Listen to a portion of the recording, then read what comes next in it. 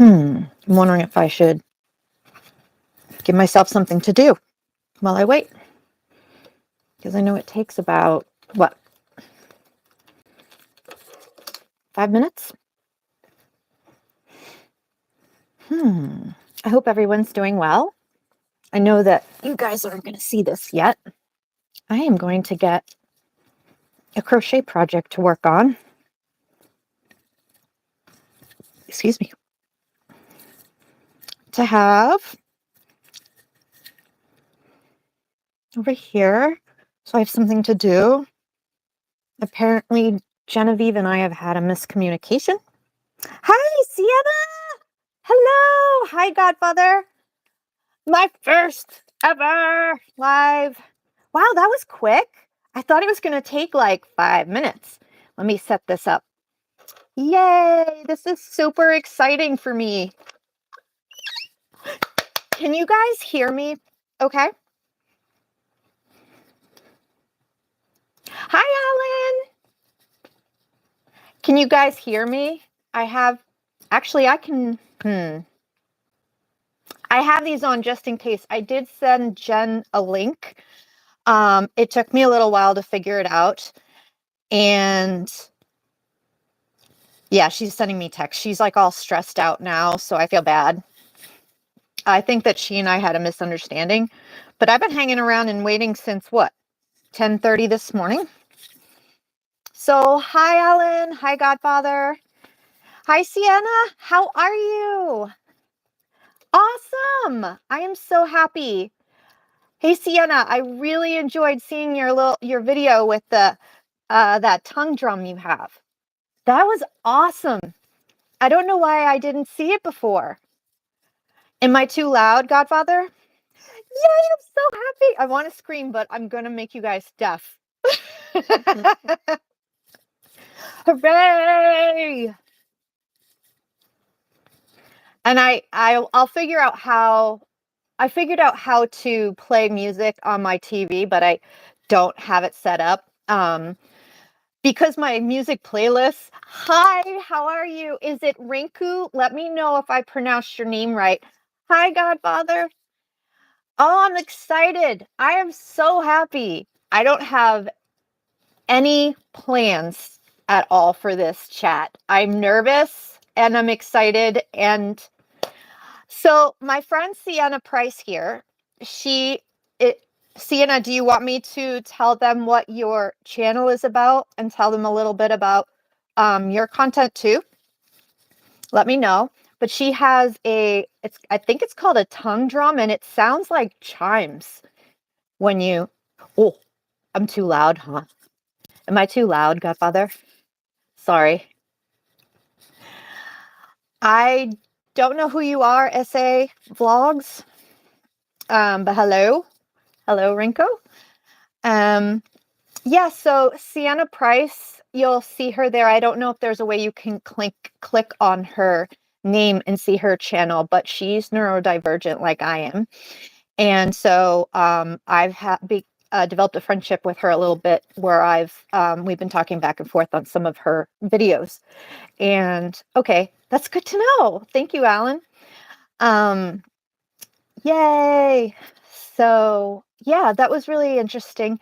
She has disabilities I don't have to try to manage. So she has autism and blindness. So I have a lot of empathy for that. And some of the things that she has shared with her story really touched me. So if you guys want to give her a little love and a little support, her channel, when she types in here, is Sienna Price. If you want to, Sienna, you can go and copy the on your the homepage of your channel and come in here and paste it in the comments and people can check you out. But yeah, she's very sweet. And I love, hi, Anyman. How are you? This is my first live ever. Woo! Well, SA, my channel so far, I am an adult with ADHD, and So I've been trying different things to try to help with my symptoms and manage my time. So if there are other, thank you, SA. So if there's other people who resonate with that, we can always chat about that. And yeah, I have so many ideas of things I want to do, but there's also lots of other things that I'm interested in as well. So anything artistic, creative. I was thinking um, I might do lives with me doing art. If anybody wants to see me paint or do mosaics when it's nice out, I want to start doing lives with, going kayaking because that's really calming. Who is it that said you do too? Yeah, please join my channel because one of the things that was very, very helpful for me, I'm a late diagnosed ADHD lady. I'm actually older than I look, which is okay. I look young. I'm grateful. I don't feel young. I'm like getting arthritis and whatnot. But yeah, I was diagnosed at around 25, and that was around the Y2K era, and they didn't really know a lot as much as they do now. And this past couple years have been a real struggle where my ADHD has really interfered with my ability to work. And I'm 50, believe it or not, I'm 50 now. I just turned 50. We haven't even celebrated my birthday yet. So sometime soon, my family and I are going to celebrate. I don't know what we're going to do. But yeah, I'm 50. I can't believe it. I'm grateful to be here. Some people don't get to make it to 50, so I want to be grateful and I don't want to complain or be negative. I'm grateful to be here. I'm grateful for all of you, and I thank you so much for showing up. Thank you very much. Thank you. Thank you, SA. You just made my day. Yay. So yeah, there's a lot of people that I have met and talked with here on YouTube. Some people do the live streams and some people don't. And all of you who are friends with Genevieve and see her live streams every day, is that she's also neurodivergent like I am. And a few months back, I think it was in the summer, I had popped into one of her live streams where she was going to a sporting goods store, and she was being really funny. Um, and I started talking to her about ADHD and Myers-Briggs and personality and all of this stuff. So that was really interesting. And then she asked me if I wanted to do a live with her, and she sent me an invite. And the very next day, I was scared to death, but I did one. I think it was the next day. I did a live with her, and I'm still a little bit new to YouTube, so I was kind of terrified, but I did have a lot of fun. And then what she did was, her being a late diagnosed neurodivergent woman, and me as well, she interviewed me as far as what that was like for me. So I see SA Vlog says the problem with a lot of people don't even believe. I know. It still hurts my heart. It still hurts my heart. Um, Learning about ableism and it is technically by law, it is so ADHD is defined, I believe, as a neurodevelopmental disability. And what that means is your brain, your nervous system is, all of the nerves that send pain signals, hunger signals, all of the nerves in your body, as well as your brain, develops differently. So that's why they call it developmental. It even develops a little bit later, I recently found out. And so all of the things we think we can do, we might struggle. And especially if you're older and they didn't really know about this stuff back then, is you were gaslit because nobody even knew. And you didn't even know why you couldn't get anywhere in time, why you were always losing your homework. I really felt insane as a kid. I wish that I knew. I wish there was support, but because I was really smart, they thought I was just doing it on purpose. So that really, really, really hurt. They weren't bad people. I graduated high school in 1993. So if you think I grew up in the 80s, I was born in 74. So that means that I went into the first grade at 1980. So between all of the 80s and like 1993, they didn't really, at least the schools that I went to, they didn't, I don't know if they even knew about ADHD. Yeah. How did they react to me? I was living with my family. I had moved back home. I got diagnosed when I was 25, and I had to go through like a mental health crisis. Like I literally had like, I guess you'd call it a nervous breakdown. And I thought I was going to crash my car and die because it was getting so bad. And I had no idea what was wrong. So every time I had a job, it was like the back of my mind, I knew that within 6 months to a year that people either wouldn't like me, or like my clumsiness or my lateness would catch up with me.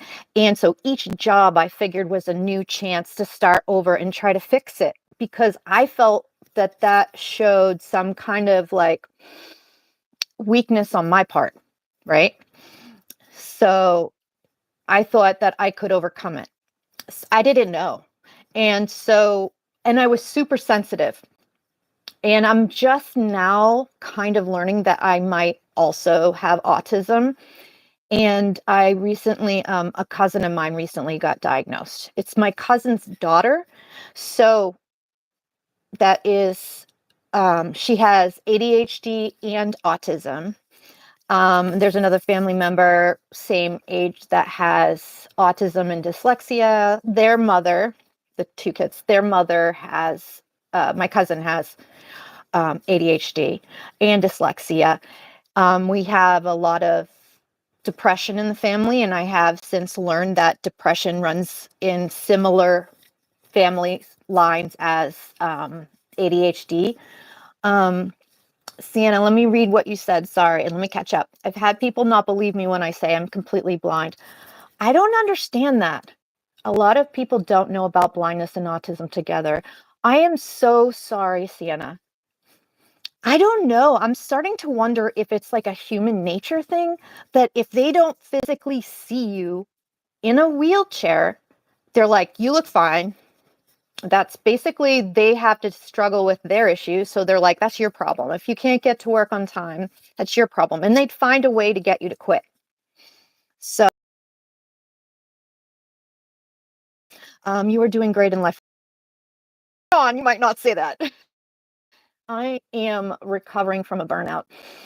So yeah, it was like getting to be like another mental health crisis, to the point where, God, I was like, anytime I was getting ready to go to work, my anxiety would get so high that I would have this ball of a knot in my stomach and nausea. And I would start to shake and feel like, okay, be on it. You got to be on time today. And it almost became like this self, hi, Karen, how are you? Thank you so much. Um, yeah, ADHD, they are really starting to realize that it's a lot more than just being distracted, right? So we used to just think it was boys, like little boys, because little boys get hyper. So again, it's kind of like it is an invisible disability. I feel like autism and ADHD are invisible disabilities, because unless like you're bouncing off the walls and making a scene in class, then the teacher goes, oh, there's something going on with this person, because they're an inconvenience, right? But more boys tend to get the hyperactive type of ADHD, and girls tend to get the inattentive type. So, because of some biases that back in the day when they were doing these studies, oh gosh, they have or they have, this is Sienna, my friend Sienna. If you guys are interested, check her out. She is blind and she has autism. And I'm still learning from some of her content how that came about. So to me, that's terrible. If somebody says to her, "Oh, you're typing, you can't be blind." I don't understand. I don't understand. I don't know if it's a built-in bias. I don't know if it's our culture. I don't know if it's human nature. If you can't see somebody's disability or their struggles, to assume they're being a baby, they could do it if they want to. You're late, that's your problem. I'm not going to give you an accommodation for that, because then other people will feel singled out, and I can't deal with that, which I've had my boss say to me, actually, before my leave of absence. So yeah, it got really, really bad. Um, I am just now coming back to work after 4 months being home. And the first few weeks, I was in bed and I couldn't move. And I wasn't feeling sorry for myself. I got physically sick, and I still don't understand it. So I'm just now starting to learn about ADHD burnout and autism burnout and how that comes about. It's really difficult to understand. But for my viewers here who are neurodivergent, you might already know about this, that we subconsciously do this thing called masking, which is we desperately want to behave in a way that's accepted by other people, because you have this sensitivity. If your entire life since you were a child in grade school, you're told, sit up straight, be quiet. What's the answer to this question? Now, those teachers thought they were helping us, and this is their job, to figure out what people's weaknesses are so you can work on them. But people's understanding isn't, people aren't very empathetic almost. And I don't know if that's a neurotypical thing. So neurotypical is technically a word for people who don't have ADHD or autism. They don't have a condition that's on the spectrum. So, and that's okay. And I want everyone to know, I don't judge anybody. Everybody is welcome. Everyone's welcome to come to any of my lives. It doesn't matter if you're neurotypical, AKA normal. What is normal? I don't even know. Everybody is welcome.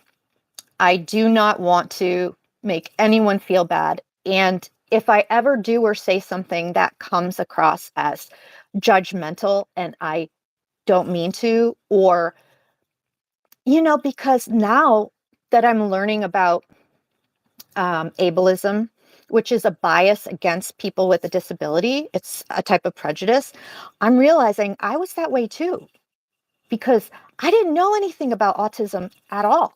You know, up until maybe 2 years ago, my only idea of autism was two things. The little boy you might see in like one of those Autism Speaks commercials, some little kid that might have like a helmet on their head and they can't talk and they're screaming and they're banging their head in the wall. So like very high support needs, right? And then the other thing that I knew about was what they used to call Asperger's, which I'm not sure what they call now, which I know you would say, if you're just learning about this now, you would say, oh, that person looks normal. And they look normal. They sound normal. That might be me. I don't even know. They might go into the grocery store and then have a full-on meltdown and have to leave because they're just going to freak out because of the bright lights, or there's too many people. I get triggered when there's too many people. So Sienna is saying, yes, yes, yes, I mask behaviors related to my blindness, sometimes my autism, but I often mask my, yeah, it's hard, right? I feel like if you've been masking your whole life, which I feel like it's an automatic thing, right? I almost feel like since the time you come out of the womb, as soon as you learn to talk, people are telling you, sit still, stop it. You talk too much. You're too sensitive. Oh, you need to get over this. They think they're helping us, right?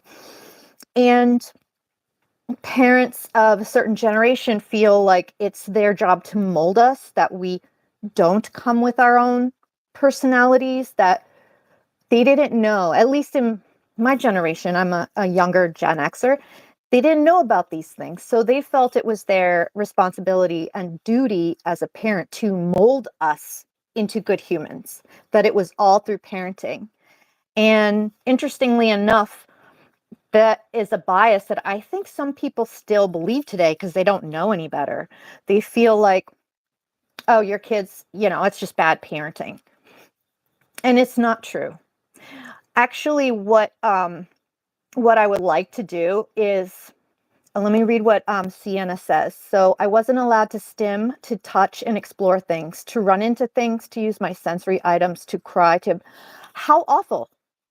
What are you must have been so... I am so sorry, Sienna. I have seen you say this before. And it's like, it's making me cry. Because, sorry guys.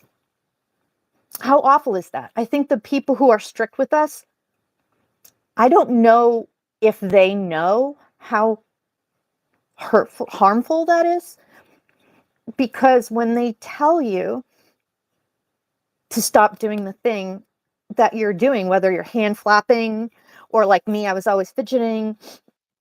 So then you're spending all your energy just restraining yourself, right? So this is what masking, right? Hi, Dove. How are you? This is wonderful. I haven't seen you in a while. So yeah, if anybody who is new here, my name is Sherry. I'm a late diagnosed adult with ADHD. I was diagnosed at 25 years old. I'm now 50.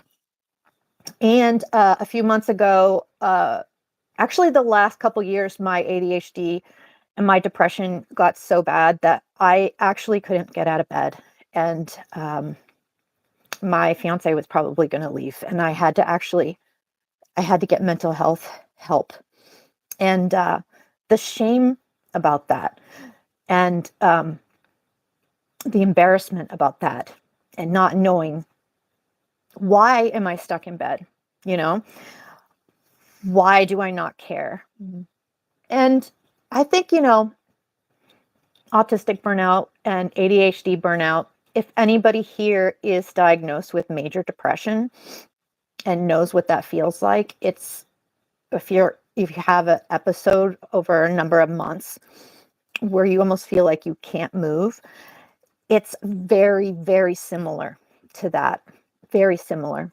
But yeah, oh my God, I seem really excited, which I am, but I might be exhausted tomorrow.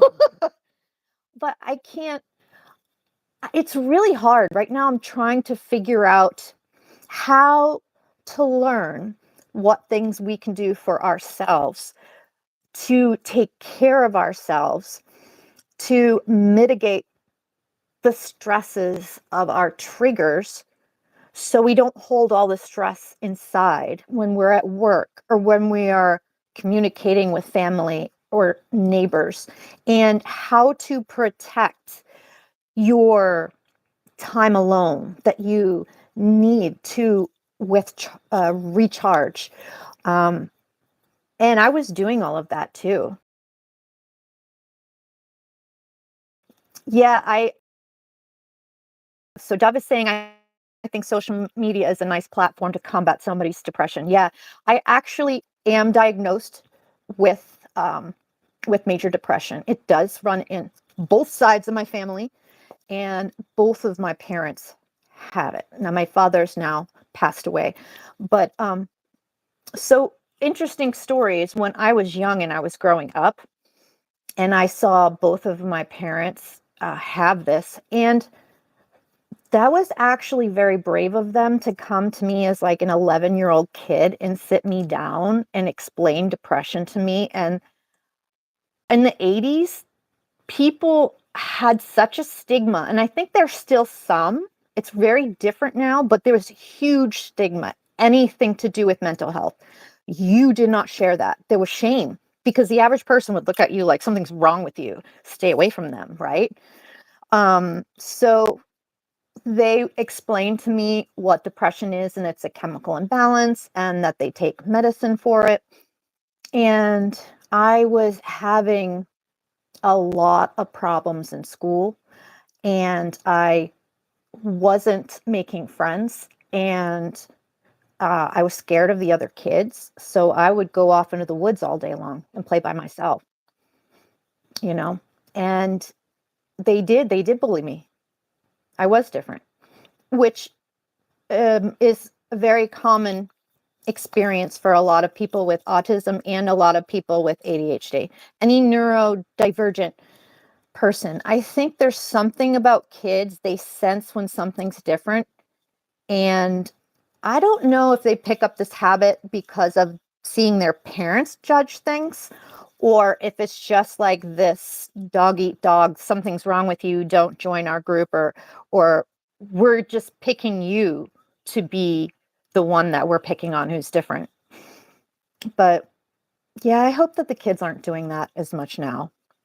I really, really do. I really do. But yeah, when I was 11 and I was having so many challenges, uh, they had me come to family counseling with them, and they asked me if I wanted to go on medicine. In my child brain, I thought, knowing that both my parents have been diagnosed with depression, knowing they're not related to one another, right? They're married, so they're different families, different genes. I thought, and this is where I think maybe ableism might be human nature until we learn otherwise. I have a lot of questions about this, right? So I thought their counselors, they're nuts. I'm like, their counselors are telling them things. There's no way that both of my parents, who are not related to each other, both have this, which it turns out they did.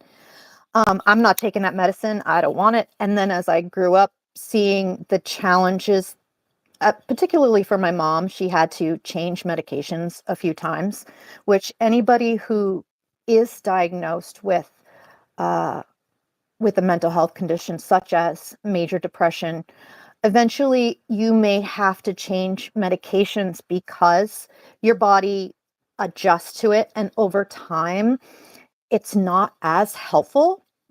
Do you know what I mean? Your brain chemistry starts to kind of go back to the way it was. So periodically over the years, people might have to adjust their medications. And I remember my mom's hand shaking from her antidepressants, because, and then I thought, this is crazy. I'm just not going to believe I have it.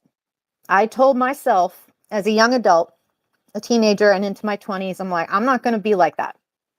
And I figured that if it did come to it and I did have depression, I could deal with it then. But in the meantime, I was just going to try to live my life like a normal person.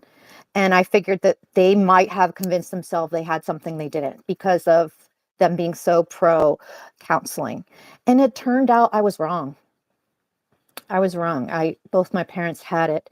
And I actually wasn't open to the fact that I might have real major depression until I went through divorce. And again, like, it took a mental health crisis where I started wanting to not exist anymore. And I had an aunt come to me and tell me that, you are young. She says, you're going to live a very short life if you don't get help. And if it wasn't for that, I wouldn't have. And a matter of fact, because going back in time, you know how there's issues now trying to get medication? There was issues before. And that is a long story. If you want, we can do a live just about that, because it's kind of upsetting and triggering for me because of my negative experiences in the past. And I was just like, F you people from the medical establishment. You're going to make me feel like a drug seeker. You're not going to give it to anybody. And they create this medication for people who have something I'm diagnosed with, ADHD, and they refuse to give it to anyone because of the risk of addiction. How is that my problem? You know what I mean? It's like, how am I supposed to get help? They make this medicine and I couldn't get it through my 20s. And then there were periods in time that I was able to get it, but it was so hurtful, some of the things that oh, Godfather, I am so, so sorry. He's saying his wife passed away. I'm so, so sorry, hon. Are you okay? It's been a few years. Let me scroll up, guys, because I've been chit-chatting and I want to make sure that I don't miss anything.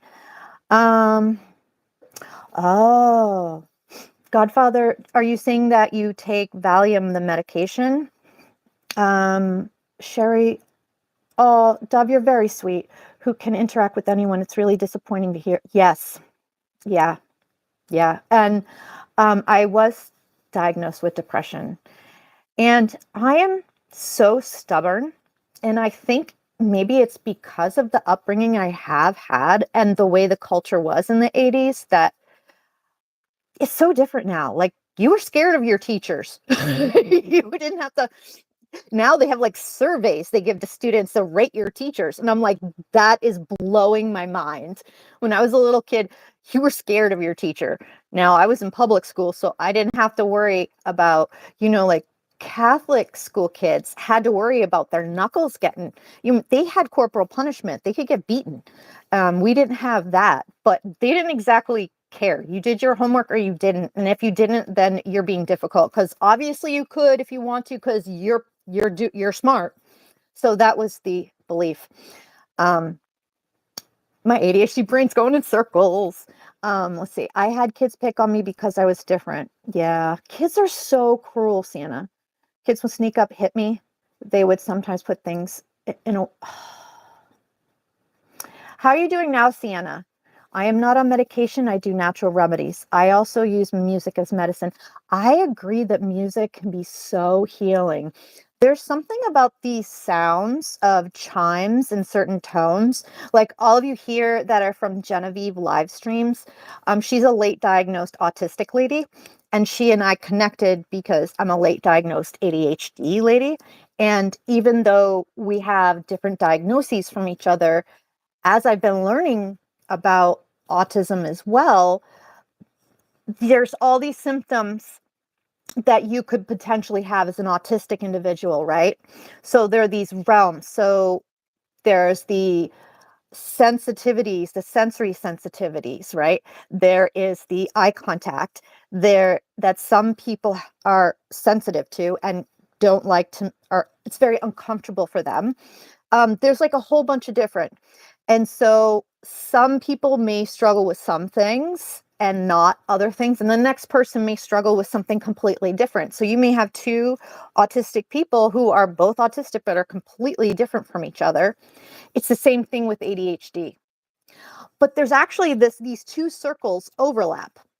So some of the symptoms that people with ADHD have, ADHD here, have, also autism has. So that's why I have been kind of struggling trying to figure out if I have ADHD as well, or if the symptoms that I struggle with that I think is autism may be ADHD.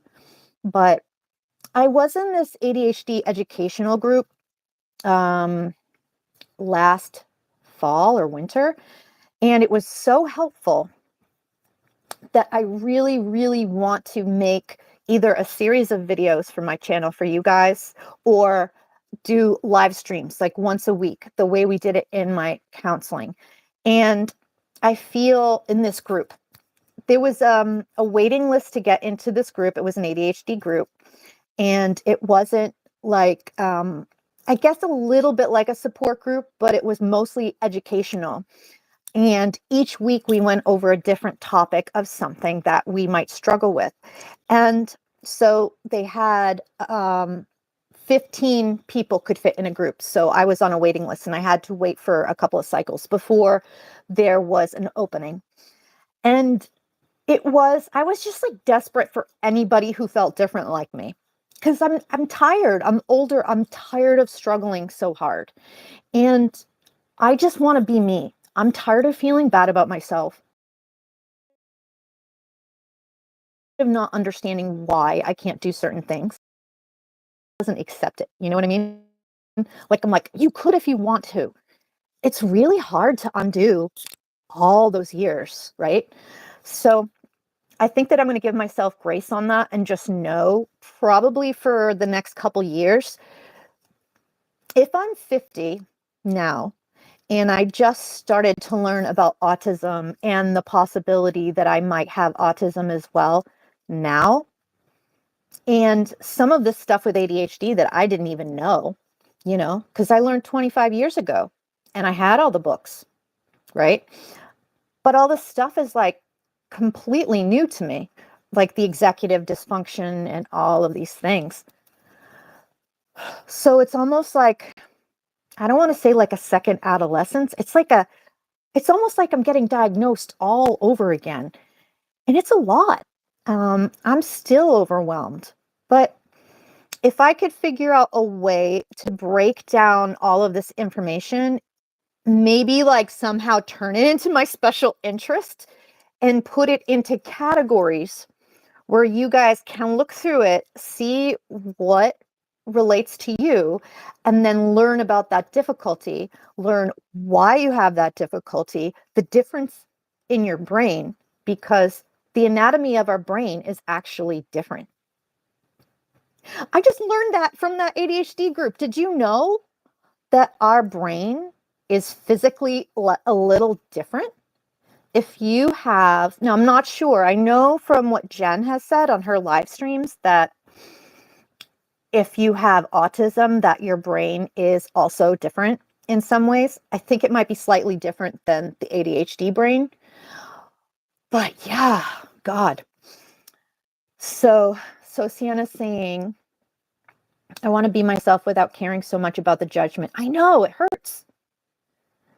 I know it really, really hurts. It's hard.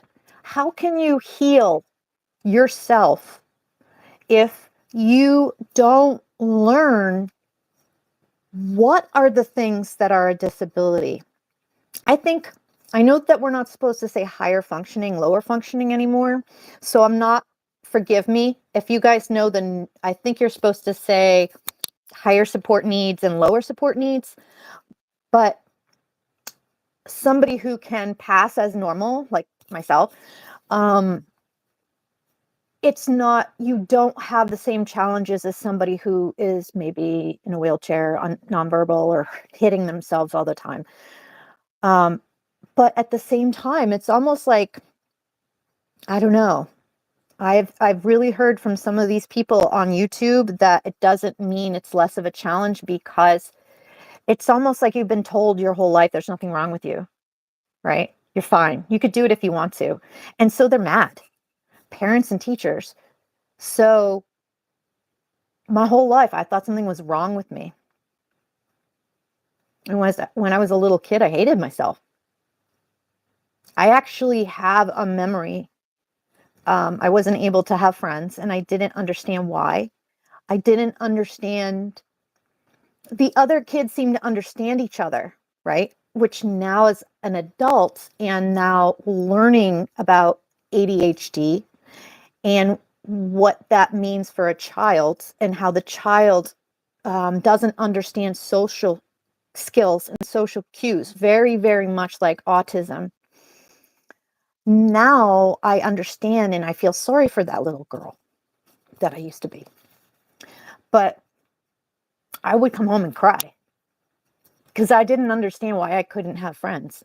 And I would say to my parents, I was like, what's wrong with me? Why does nobody like me? I was a little kid. I didn't know. And they didn't know about that stuff, right? And I remember my dad was trying to help, and he probably thought it was something I was doing that I didn't realize. Like maybe he thought that it was like I was slower with social skills and I could learn to be nicer, or whatever the thing was that was making people not like me, that it was a behavior and I could learn and change it, because that's what they thought, you know? He says it can't be that all the other kids are wrong and you're right, which, if it didn't have to do with a disability, would be correct. If you're doing a behavior as an adult or a kid and you're resenting people around you. Now, I'm not talking about autism and neurodiversity here, just other things, like in general. Um, then you can kind of stop and reflect and go, okay, is there something I'm doing? Not to beat yourself up, but because we're here on the planet to learn and to change. I'm not really sure where, and this is where I struggle as an adult, right? How many of the things that I struggle with are things that are for me a disability, which I hate to admit, right? I don't want to admit that to myself. Like, I even think I'm normal. My whole life I thought I was, and I could do it if I wanted to, which I couldn't keep a job. I think every job I've had, I lasted 6 months. I think one I lasted 1 to 2 years, and it wasn't until like one company that I'm at now that I've been there like uh 14 years. And I think that that's because I'm taking antidepressants now. I'm taking, medication to treat my imbalance. Um, Before, I would have just gotten really frustrated. And because of what they call rejection sensitivity, basically a whole lifetime of being criticized, mocked, hated because you're different just makes you super crazy sensitive. So it's almost like anytime somebody says something judgmental, you fill in the blanks. You're so sensitive to it because you've heard it your whole life that you don't want to hear it anymore. And you'll either want to lash out or quit, and I was very impatient and I quit jobs. I just walked out, and I still didn't understand why in my 20s I was still struggling because I still believed that I was lazy, you know? Being invalid, this is Sienna. Dove says, let me scroll up. I think I missed some comments. So, Godfather says, just think that you are now embarking on a new journey. That's to Godfather from Dove. I want to be myself with a caring. Yes. Okay. So I saw that from Sienna. Sienna, it's really hard. And I am pissed off that happened to you. And I know that that's not helpful, but I'm mad for you because I'm identifying with you. I kind of like, and I know that that's not healthy. I know that we're not supposed to do that, but that's probably the part of me that I need to heal, right? So, okay, so let's see. Yeah, I get triggered really bad. You could put a price tag against your life.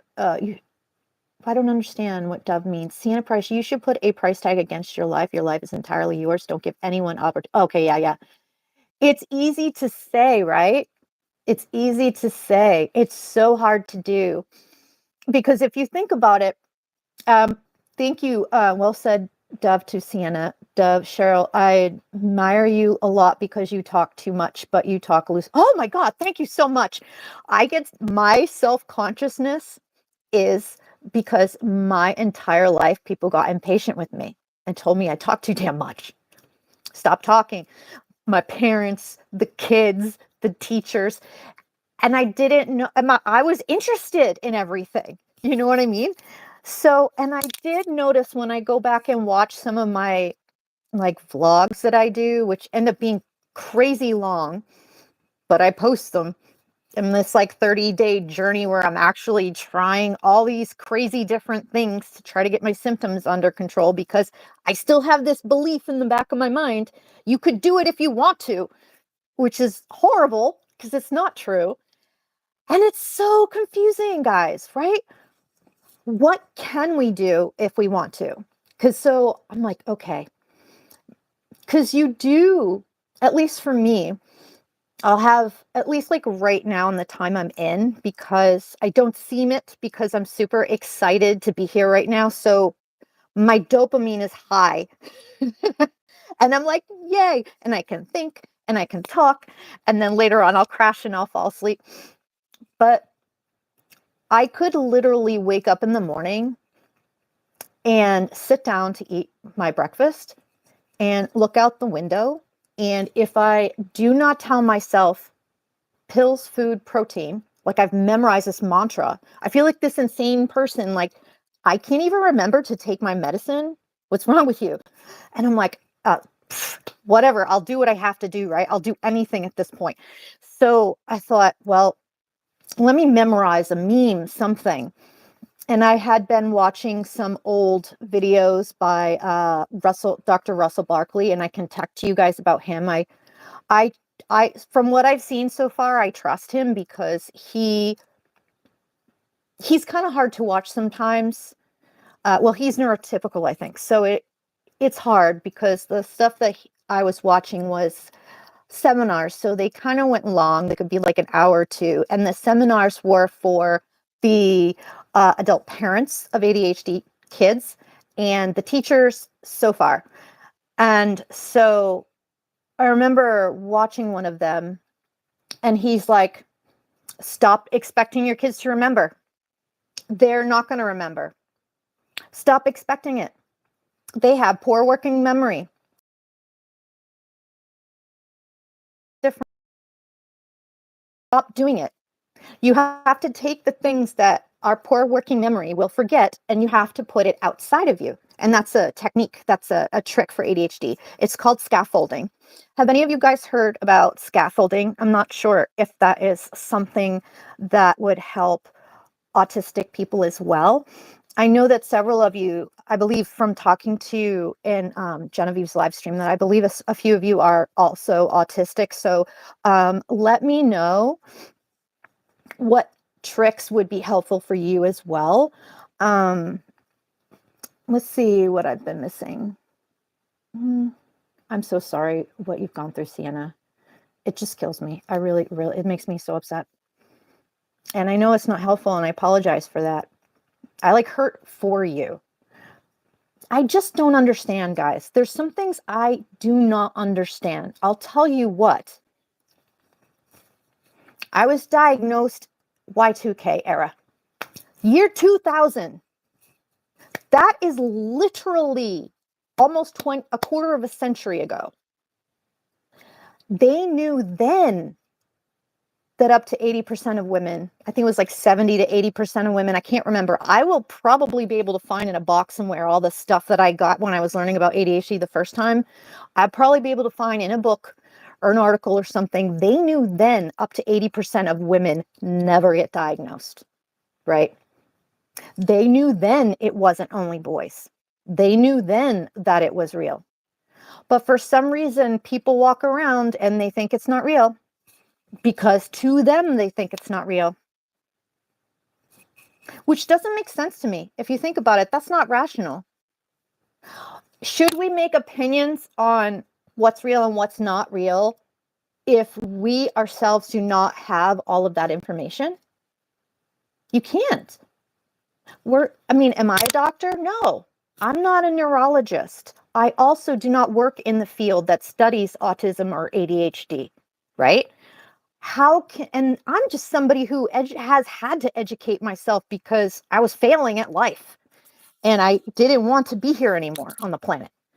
And I had to for myself so that I could keep living. And I knew I was here for a reason. I don't know what it is, but maybe it's to help you guys. And all of this stuff, I will say, helps me because it is very overwhelming. It is very overwhelming. So let me scroll up again. This is what I really love about you, Sienna. You have gone through some traumatic things that I could only imagine what it's like. When you have mentioned, I don't remember if it was your stepmother and how she was impatient with you. I can't remember exactly. And I don't want to get into it too much because it's up to you. It's very personal. It's up to you what you choose to share, even though I know you share it on your channel. But I don't know. Is it this bias we have? Is this human nature that if we ourselves don't experience something, therefore it must not exist? I don't get it. This is what, and then it's called invisible disability for a reason, right?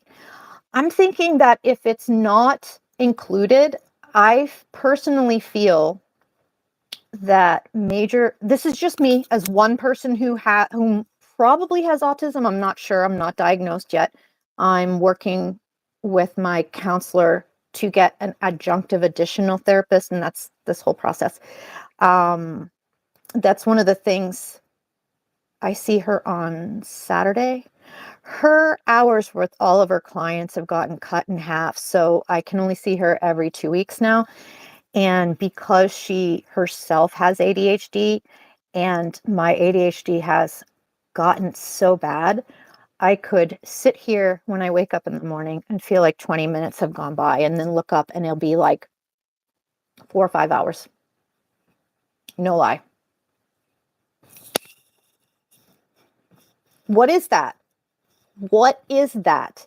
It's called dyschronometria, time blindness. So, and bosses think it's an excuse. So I have been able to go to my boss and disclose to him. It was very uncomfortable. As a Gen Xer, all my fellow Gen Xers and older, you know what I'm talking about. You don't talk about when you have a disability to anyone because you don't, because they will treat you different and it'll become part of your reputation. You'll be treated different by coworkers and you may eventually lose your job and you won't even know. You won't even know. So you learn to hide stuff, right? So for me to even disclose to my manager that I have ADHD, okay, first I know they're either going to judge you, they're going to think it's an excuse. Is it a disability or is it an excuse? If it's an excuse, then you don't have it. See, they don't correspond. So you're somebody who thinks ADHD is not real. There are actual brain scans, guys. And what I can do is the next time that I'm in here, I can post on my community section. I'll go find, there's an actual graphic of two brains. So they had a neurotypical brain, which is a regular person for those who are new, who do not have autism or do not have ADHD, who may be in here. And this one was on ADHD and the other one was ADHD. Now, if you have ADHD, and this is something that I've had to become really knowledgeable to help myself, which is a whole lot of freaking work. I feel like it's become its own full-time job. Now that I've been out of work for 4 months, it took me so much energy to try to get my health back, which I don't understand burnout at all. Like, how does a person that feels relatively healthy get to a point when they're physically sick like that? I don't get it. But, oh, sorry, rambling again. So the two brains, they had a neurotypical brain and a brain that had ADHD. And they had the scans that showed like the colors. So this is actually a good time of day for me, guys, because I got the sunlight coming in here. Actually, maybe I'll turn this here so you guys can see me better. Oh, I don't know. I don't know what I'm doing. Anyway, I'm making everything shake here. Sorry. So the ADHD brain, when you looked at the two pictures, the ADHD brain, the frontal lobe, it had less blood flow just on there at rest. So you could see, I don't know how to get the light to be better. You could see the differences in the two brains just before they had any kind of challenges got given to them. And then they gave them something to do that was challenging or stressful. Now you could see in the second scan that the blood flow decreased, or maybe it was the electrical activity or whatever they were measuring on that brain scan. And forgive me, because I don't remember what type of brain scan shows. I'll have to like educate myself on that. And I feel like I should know because I was in nursing school, but that was like, I can't believe it was almost 10 years ago. Wow. So I can't beat myself up for not knowing. But yeah. And then, so the regular brain, you could see that as they were, trying to concentrate, that their blood flow, their activity in their frontal lobes, which is your ability to pay attention, among other things, was decreased, right? And the ADHD person who had less dopamine has a smaller frontal lobe. Your brain is physically different. It's really depressing, and I'm really sorry, but it's true. I didn't want to believe it. But this part of your brain is actually a tiny bit smaller, and it doesn't work as well. And you have a deficiency in dopamine, which is why the stimulant medication, because it seems to be the only thing. I think I've lost track here. Thank you, Dove. It seems to be the only thing that works to bring your dopamine up, you know? But that person's brain, the person who has the ADHD brain, their frontal lobe was lower to begin with than the other one. And then when you gave them a stressful or difficult task, it didn't just get reduced, it shut off. So our brains are different. And this group that I joined, it was 6 weeks, and I learned so many things that I want to share with you guys.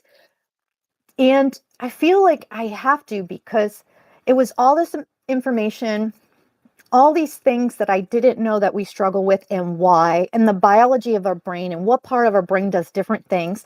And then the 6 weeks come and it was over. So it was almost like this new world of information was opened up, but they just showed you the major parts and then it was gone. And I'm like, there's no support group. There was nothing. I went on to, I'm like, oh man, I need to learn things multiple times. I don't know about you guys, but I have to study and learn things multiple times before it actually gets learned. So even though each week we went over a different topic, and it was an hour and a half for each meeting, and she did a lot, that was it. You had 1 week for each aspect of ADHD. So, and those aspects were, and some of these will also help people with autism. There was time management or time blindness, emotional regulation. Did you know if you have emotional regulation issues with ADHD, it's not just because you are frustrated. You might think it's because you're frustrated because you're either impulsive or because you're trying so hard and you get to a point that you're like starting to have a meltdown. It turns out that there's a part in your brain that has to do with emotional regulation is one of the parts that are affected by ADHD. So executive dysfunction, time management, time blindness, emotional regulation, poor working memory. What am I forgetting? I can't remember. I do have my notes too. So what would be helpful for you guys? I was thinking that maybe what we could do is at least once a week, maybe I could come on here and we could do like a little bit of a support group, but I wanted to check with everyone and see what would be helpful for you, because I don't mind coming in and talking about this stuff every week, but if it's not helpful or you're not interested, that's okay too. I could just come in and do art. I don't know what you guys are interested in. I don't know who Charlotte Bronte is. I feel like I should know that. People look down on you. They don't want to understand. Yeah. Yeah. I don't know. I notice, okay, you guys who are neurodivergent like me, I feel, and this is going to sound judgmental. Forgive me. This is just my observation. And every person with ADHD is different from other people with ADHD. Each one in this group, even though the group I was in, there were some things we all related to, like being late, right? But each of us was different. Like I'm primarily inattentive, what they used to call ADD, attention deficit disorder, and they called ADHD, the one where you had the hyperactivity, right? So they had it defined in the DSM, the previous DSM, and I can't remember if it's 4 or 5 or whatever number it was. They had them listed as 2 different diagnoses, different disorder.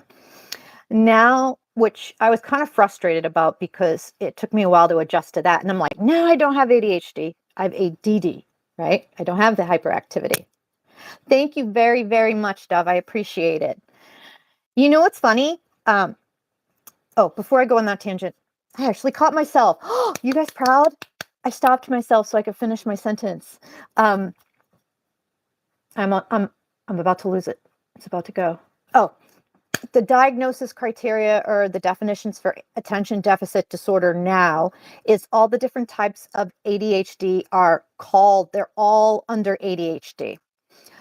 But there's actually 3 subtypes. And I think maybe they did that because there are people who have equally both inattentive, you're spacing out, you can't pay attention, you're in another world, you're a dreamer, you're daydreaming all the time, maybe losing time, that's me.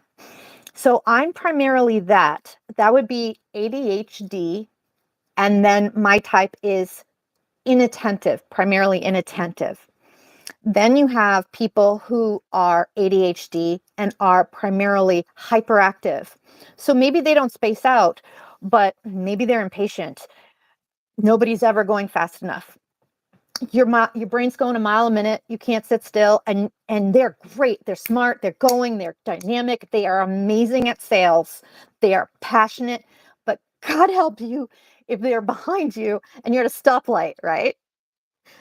You're daydreamers, yes. So yeah, and thank God for the daydreamers, right?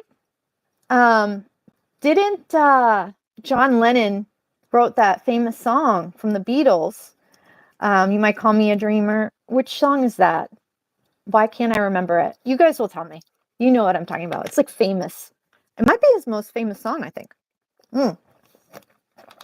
So, yeah, I'm primarily inattentive. And then a friend that I made in this group, he is primarily hyperactive and he doesn't space out so much as he's very impatient. And so now he told me now that he has gotten that diagnosis, that's actually helped his relationship with his wife a lot. And he's been able to, it's almost like you can go back once you're diagnosed, it doesn't change anything, right? You are still going to have the struggles you had.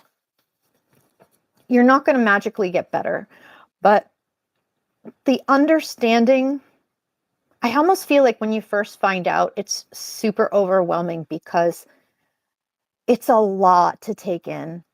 It's a lot to process. It's a lot to accept because your whole idea of who you thought you were is now being changed. So there is a process that goes to that. You're taking in all of this information that you have no idea, you didn't know about before, and you're having to become a student, which you might, depending on how old you are, you might not have had to do that in a long time. You might have to relearn how to learn things. And if you have executive function issues, if you have studying issues, that's a challenge in itself. Then there's the emotional side of when you're diagnosed, right? Then there's like, you have to take that in and decide how you feel about it. Because you might get a diagnosis from a counselor or a doctor. You know something's wrong and you just want to fix it. And you want to get some clarity. But maybe that wasn't what you thought it was. And maybe you're like, they're full of crap. I'm fine. I don't have that. Which when I first heard of ADHD when I was 25, that's how I felt. I thought it was fake. So it's really tough learning about biases because I forget that I was that way too. Right? So I can get mad at my bosses. I can get mad at people, but I guess I felt the same way too. I forget about this because it's been, 25 years. Hello, YY. So Dove says, I've been dreaming to go to Palestine for 25 years, but excuse me, I have not been able to travel. Yeah. I feel so bad for everybody. I will tell you, I know that this might seem, let me go up and see what I've missed. And I'll periodically do this. Because I can't. So if you guys type something and I don't respond back right away, sometimes it takes me a while to get out of the thing I'm talking about and then reorient myself to, oh, what did I miss? So I can't do them both at the same time. I know, Dev, once when you were in the chat, do you remember you were in one of these live streams and I think I was on it with Jen. I think you were in there and you said something, hey, did you see my comment? And we didn't see it because we were so caught up in our conversation. So if I miss anything, let me know. You're both daydreamers. Sienna, you're multitaskers, so don't feel that you are invalidated. Multitasking is hard. It's funny because I used to be so good at it, and I don't know. God, burnout's so confusing. Apparently, it makes your symptoms a heck of a lot worse. Yes. Rigid thinking, right? Sienna, the perfectionist aspect. I have that as well. My mother came down yesterday. We live in the same building. She came down to talk to me, but we have our own houses, our own homes. And I tend to avoid people because I'm so self-aware about the things I do. Me too. Me too. Yes, I do that. I do that. All or nothing. I do that. And this reminded me, my mom came down to talk to me yesterday. Usually I won't talk to her about stuff because I believe she's neurotypical. She might have ADHD, but she's able to function if she's retired. She's an older age lady, so she doesn't have to work. She's paid her dues, she's retired, but she was one of those people who didn't understand why, like, yeah, you could do it if you want to. These people love us. These people, well, there are both, right? They're the kids who are cruel. I'm going to be blunt, and I don't normally swear, but there are assholes out there. And there's narcissists out there.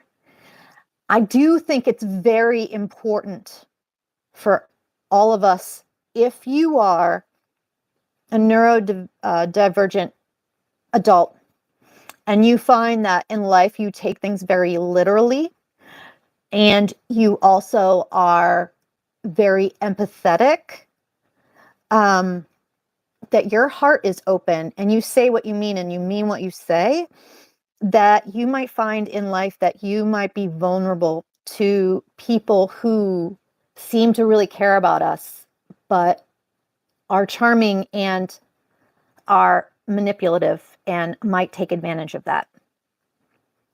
And that does not make you dumb. It does not make you dumb. And I know that's not like a good word. It does not mean you're not smart. We haven't necessarily learned some of these skills to pick up the liars and the narcissists and the manipulators. Why? Because we don't think that way. Now, granted, this is just an observation or a feeling on my part, and I'm not sure if that's true. And I know that everybody who has autism and everyone who has ADHD and everyone who has both we're all so different from each other, even though we're all struggling. So I don't know.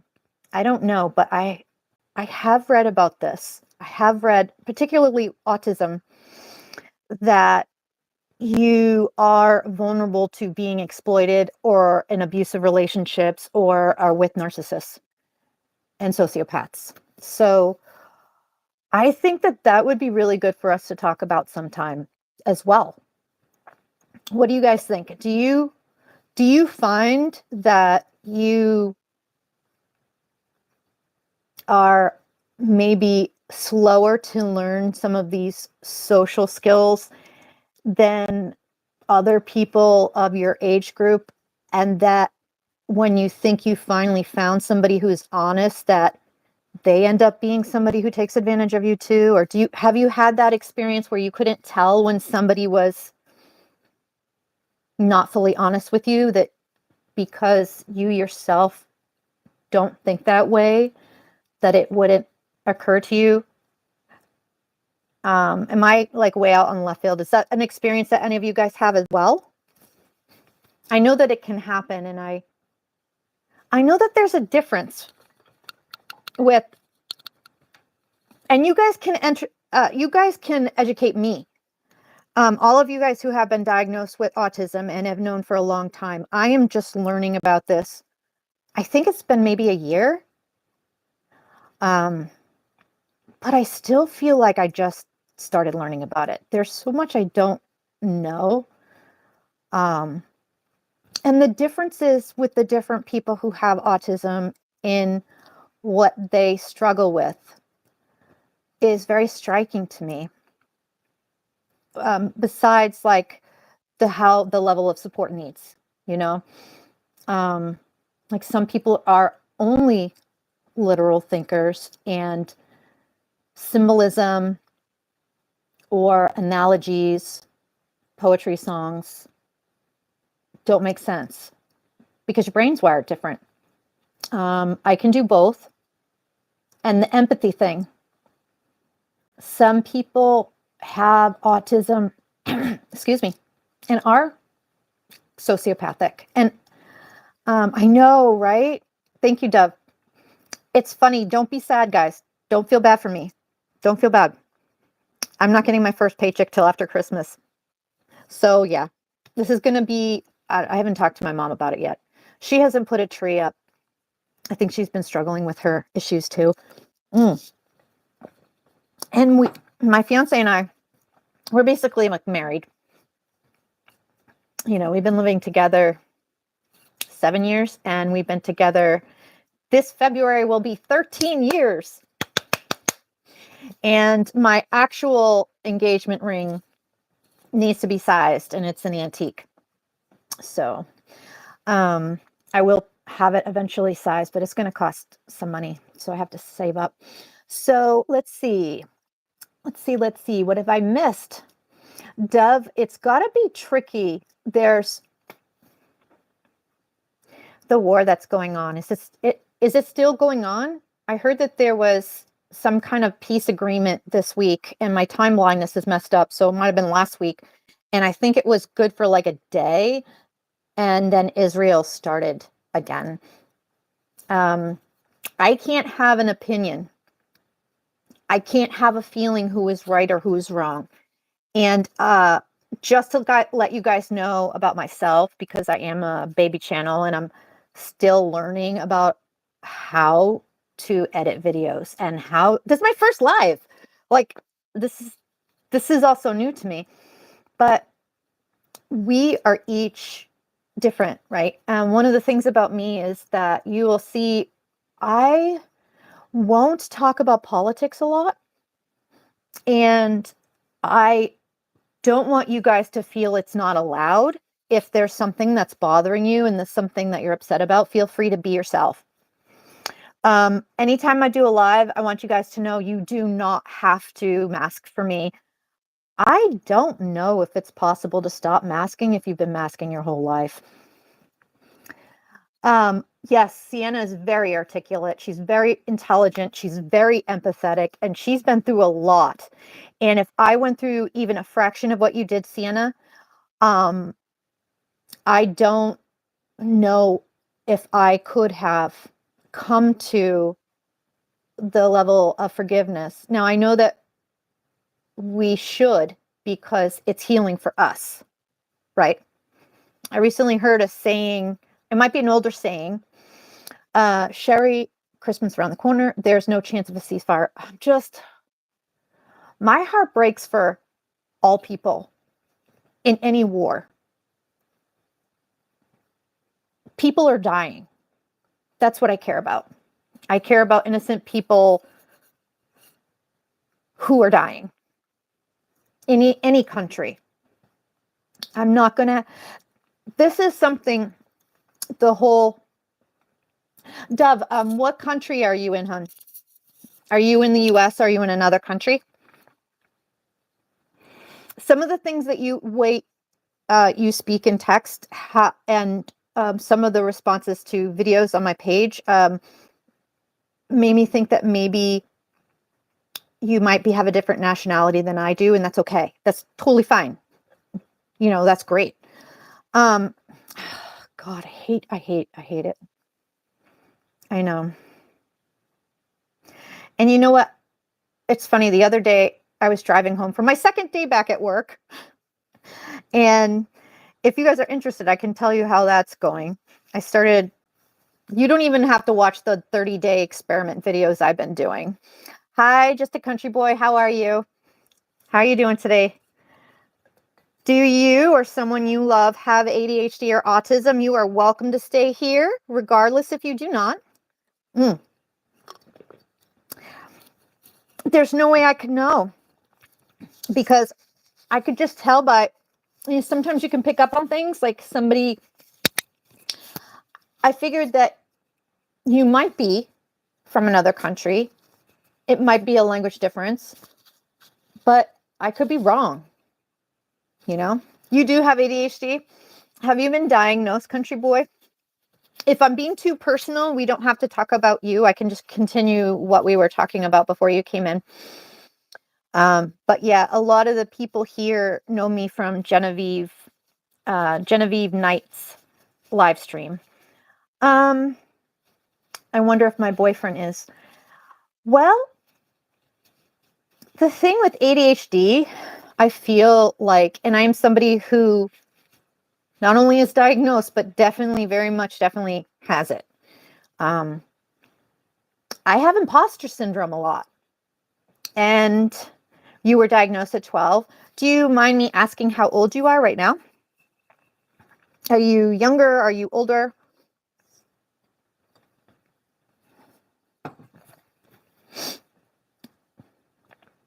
And if anybody who feels like they want to share, don't ever feel like you want to share. I mean, you have to share.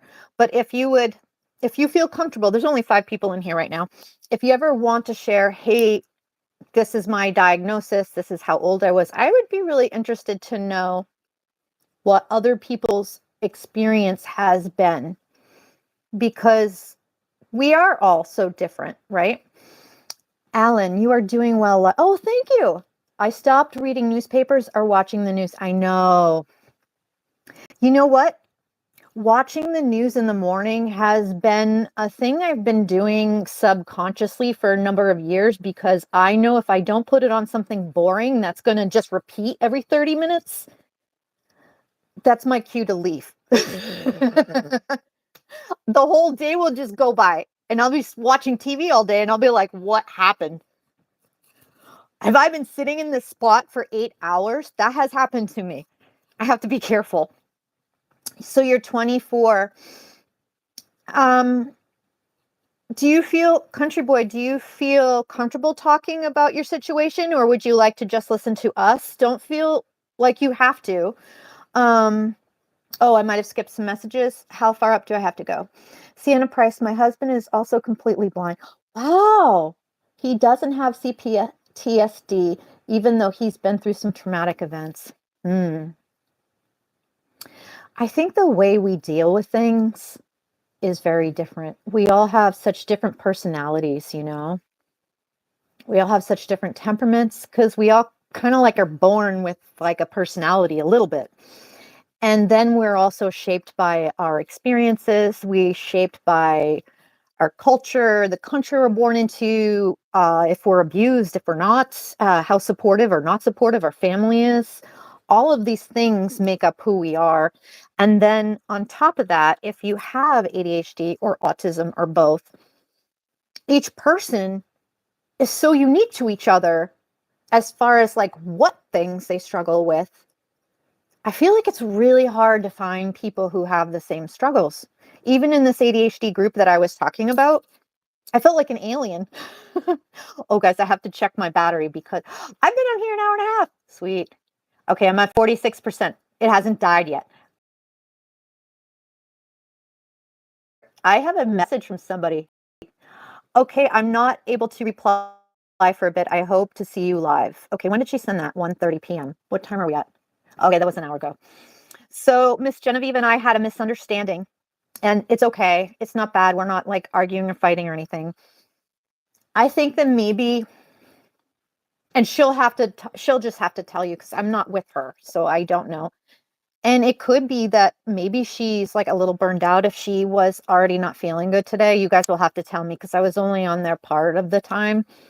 And maybe expecting her to come on a live with me after she just did one for a while might be too much.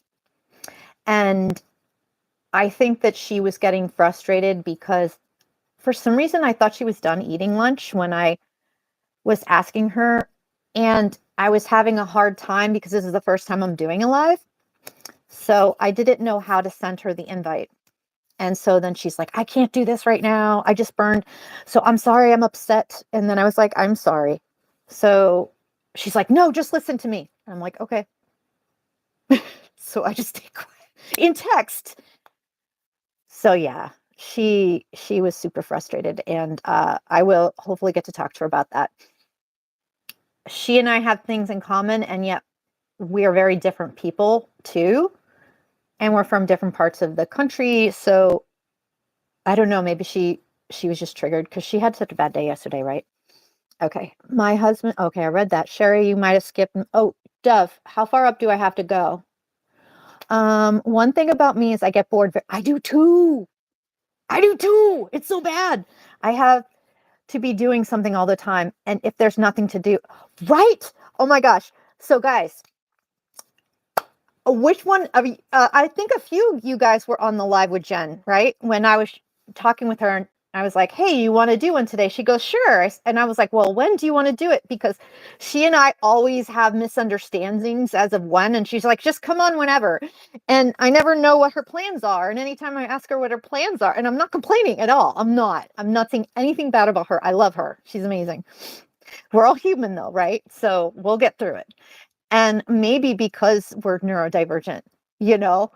So this is when I talk to her, if I do get to talk to her, and if you guys talk to her first, just say that I'm really sorry. And I think anytime we have a misunderstanding is an opportunity for us to learn, right? I mean, I don't pick up on social things, and she felt pressured to come onto the live with me after that, which I felt bad about. So we'll catch up with each other eventually. So yeah, the funny thing, the reason why I brought that up, Cowboy, sorry, I kicked my newsstand here, is that she's just like, oh, I can't do this now because now I'm waiting and now it's like I'm trying to eat and then she was mad that she had to wait for me to figure it out. And I have a different personality than her. She's a Leo. She's got a lot of fire, so she gets impatient sometimes. I have no fire in my, I don't know how many people get into astrology, but I have no fire. I could just sleep all the time. Like no, not a whole lot of energy, which parallels how I actually feel. But I get bored. So I had been waiting since 10:30 in the morning, right? I was supposed to be ready by 10 my time, and I was ready by 10:15, and I had been texting her, and I guess she didn't see that because she was on the live stream. And then so I popped onto the live stream, and I was just waiting the whole time. I think I was on that live stream for like another half an hour to an hour. I don't know, but it felt like a long time. And then I'm like, I was dying. I'm like sitting here going, I felt my dopamine just go as soon as I'm like not excited about something and have something stimulating going on. This is my ADHD, and I really do have it a lot.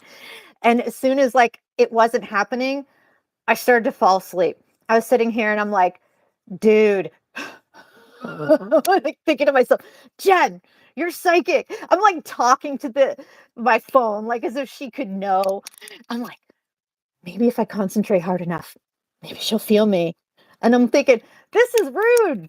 You said you were going to do it at this time. So I was actually waiting for like an hour or two. So when she said, I can't wait now because I'm not going to wait for you to figure it out. If you haven't figured it out now I burned my garlic bread or whatever it was. I was like, okay. Let's see. I think I think that these chats are freezing up. I'm not sure. Can somebody just send a quick hi or just something like a star or something just so I can see if the texts are still working? Is the text still going? I have nothing after I'm just a country boy saying one thing about me is I get bored if I have nothing to do. So was there any text that I missed? Hi, Alan. How are you? So, how are you guys doing? Are you stressed out about the holidays coming up? Sienna, I didn't get a chance to read. I know I kind of like commented on your channel, and I did. If you're still here, Sherry, I told you to guess my. Oh, I don't know. I have no idea.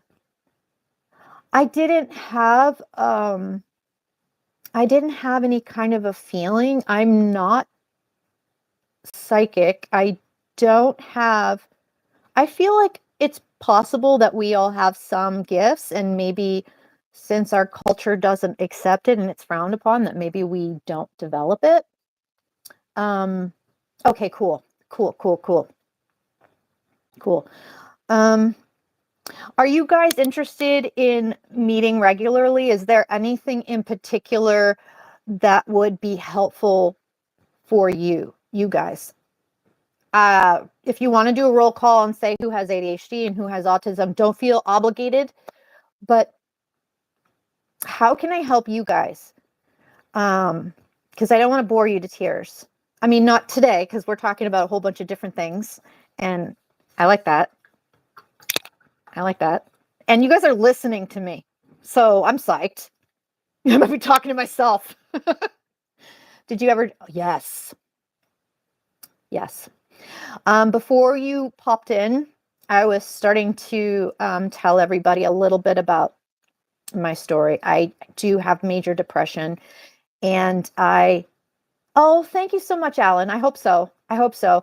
I'll tell you one thing. I ramble and I talk in circles, and that's okay because it's part of what I have. Um, I'm not going to try to change it because I can't, but Sherry, I'm ready to meet you every day. Sweet. Um, but you know what? If I'm trying to hopefully, one of the goals that I wanted to do with my channel, I'm just a girl with a phone. I don't know what the F I'm doing. I don't know what I'm doing. And the first video I ever did was horrible. It was so bad. It was so bad. And it actually cut me off. So it was like two different videos. We all ramble. Yeah. Um, it was the one where I said I had a dream that I died. And I know that sounds horrible, but it was super profound. Like, I know it's really bizarre. We all ramble. And I just got to the point, this was just before my burnout when I started this channel. And I have been depressed for so long.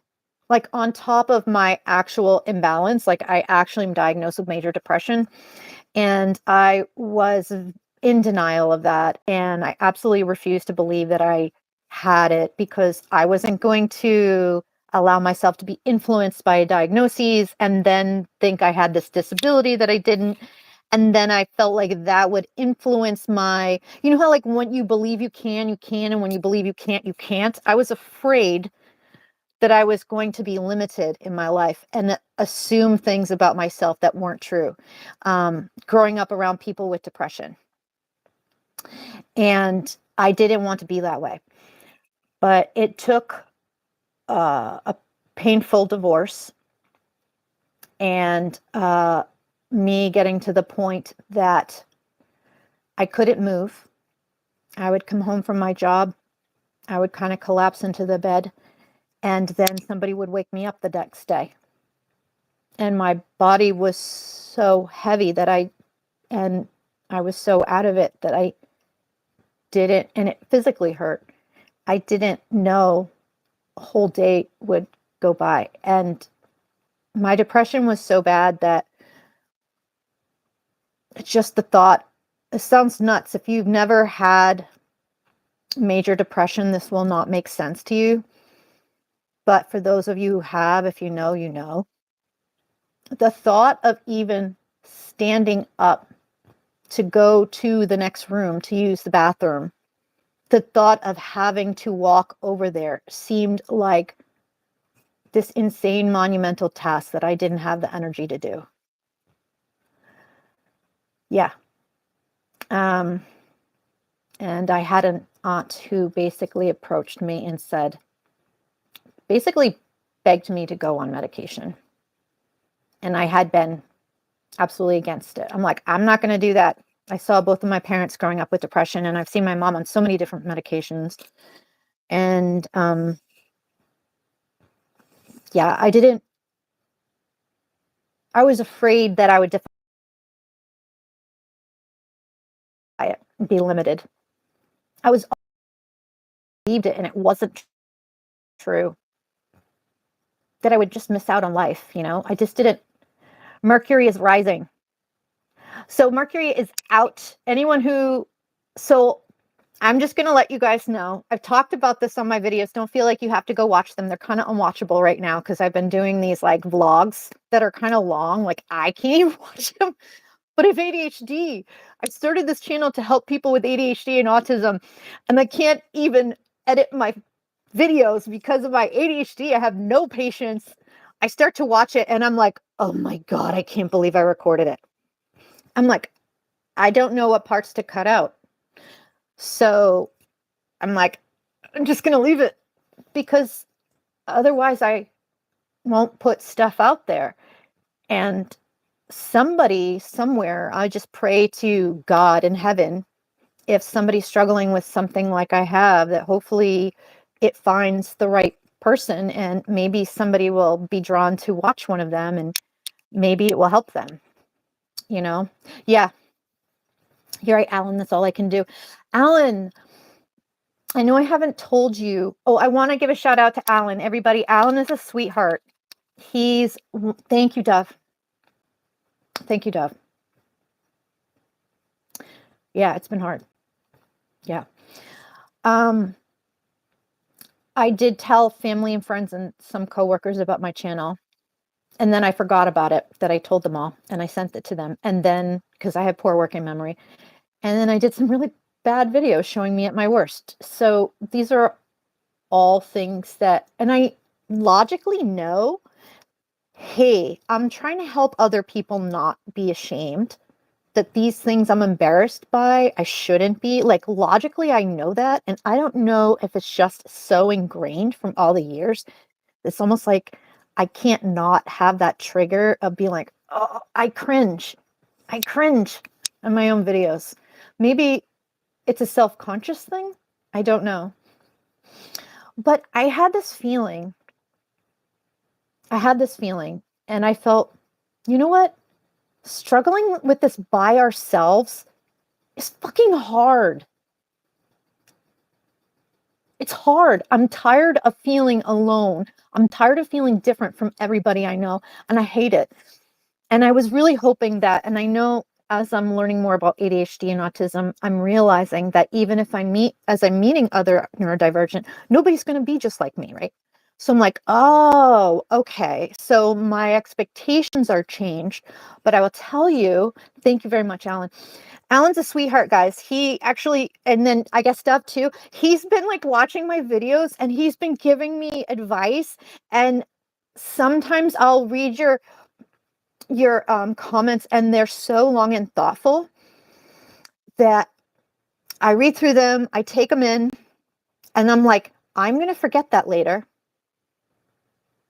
He's right. And this is where I think we can help each other. I think this is super important. Do you guys want to develop a community here?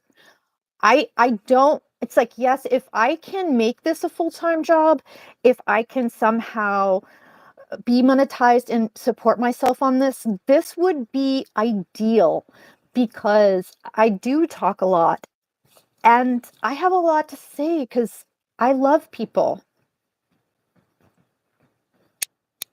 you know? I know how hard it's been for me. I wouldn't want anyone else to feel that way. Genevieve, how are you? How are you? I'm so excited. Genevieve is online. For those of you that I don't know, so Country Boy saying, I'm sorry if I got emotional there. Sherry, let's go back. let me go back because I think I missed some of you guys' comments. I'm sorry. You're doing your best. Alan's a sweetheart. He's been giving me advice, and that really helped me a lot because I think we can be our own worst enemy, right? I know that what I have also gives me a bias. So all of that rejection sensitivity that I have growing up from all the criticism, the being made fun of, being bullied, feeling different, thinking if I just learn how to be normal, I'm just slower. I just learn social skills later. And then you desperately try to hide all of that, right? And I didn't know I was masking. And I got so good at it that somewhere around like 14, 15 is where I kind of like crossed over from feeling like I felt like a freak. I felt like a broken, effed up person. And I just didn't want anyone to find out, especially at that age. It's such a hard age, right? We moved to another state when I was in the middle of the school year when I was 14, which is, I don't recommend for anybody. It's such a hard age. And then I finally started making friends in the state I was living in, which was away from my family. Like we moved there when I was a baby. So technically we're moving back home. But that was like the first time in my life I actually started having friends, you know? And so I was mad. And I'm like, I felt like my life was falling apart. And then eventually I started to learn. Jessica, I'm scrolling up, sorry. I try to hide the depression, but it shows. I had numerous people pull me aside and ask me questions that hit hard. They were asked, how are you really? That told me people can see it. Let's see. My biggest flaw and my worst enemy. Yeah. What was your experience like growing up country boy? Did you, you said you were diagnosed at 12 with ADHD. Were you primarily hyperactive and impatient, or did you also have trouble paying attention in class? Did you get in trouble a lot?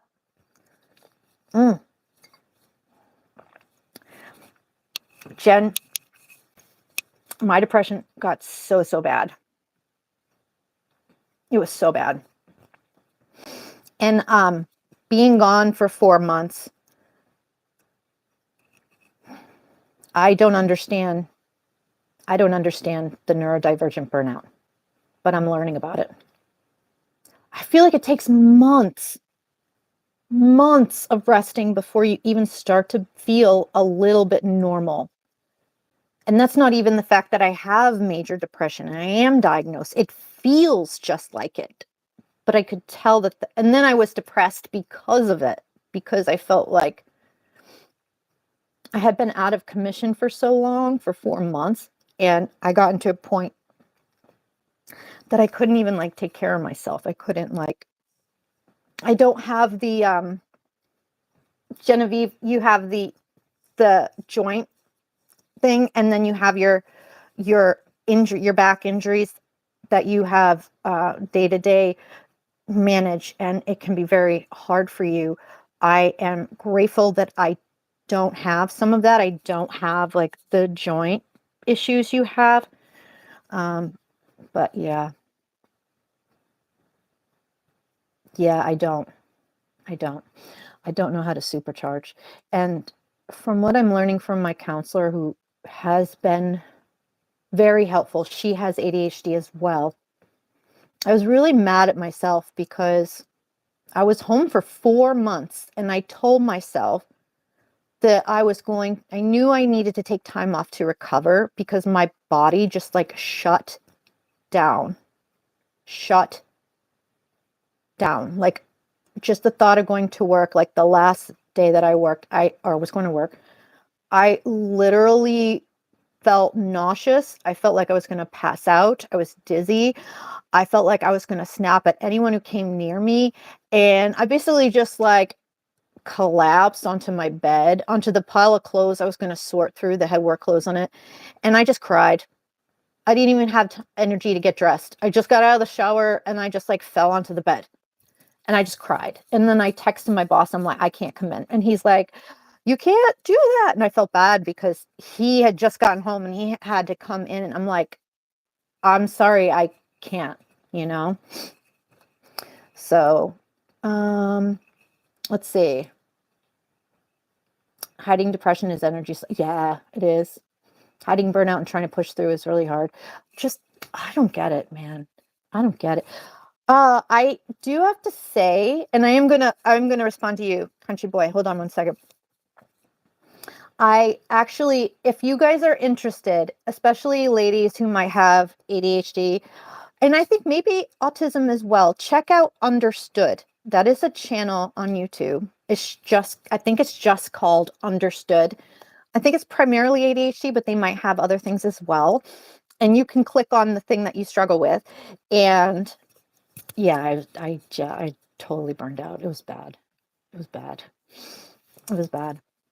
And I was mad at myself because when I was younger, if I had burned out, I knew that I could heal myself and just needed a little time. And this one, I must have been in such bad adrenal fatigue that it literally took me almost the whole 4 months to get my energy back. And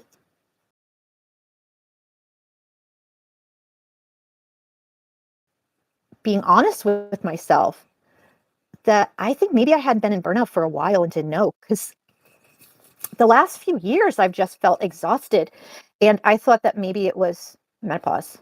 Sorry, guys. Sorry about that. So let's see. Just a country boy. I made a ton of F on report cards. Yeah. Yeah. Sounds.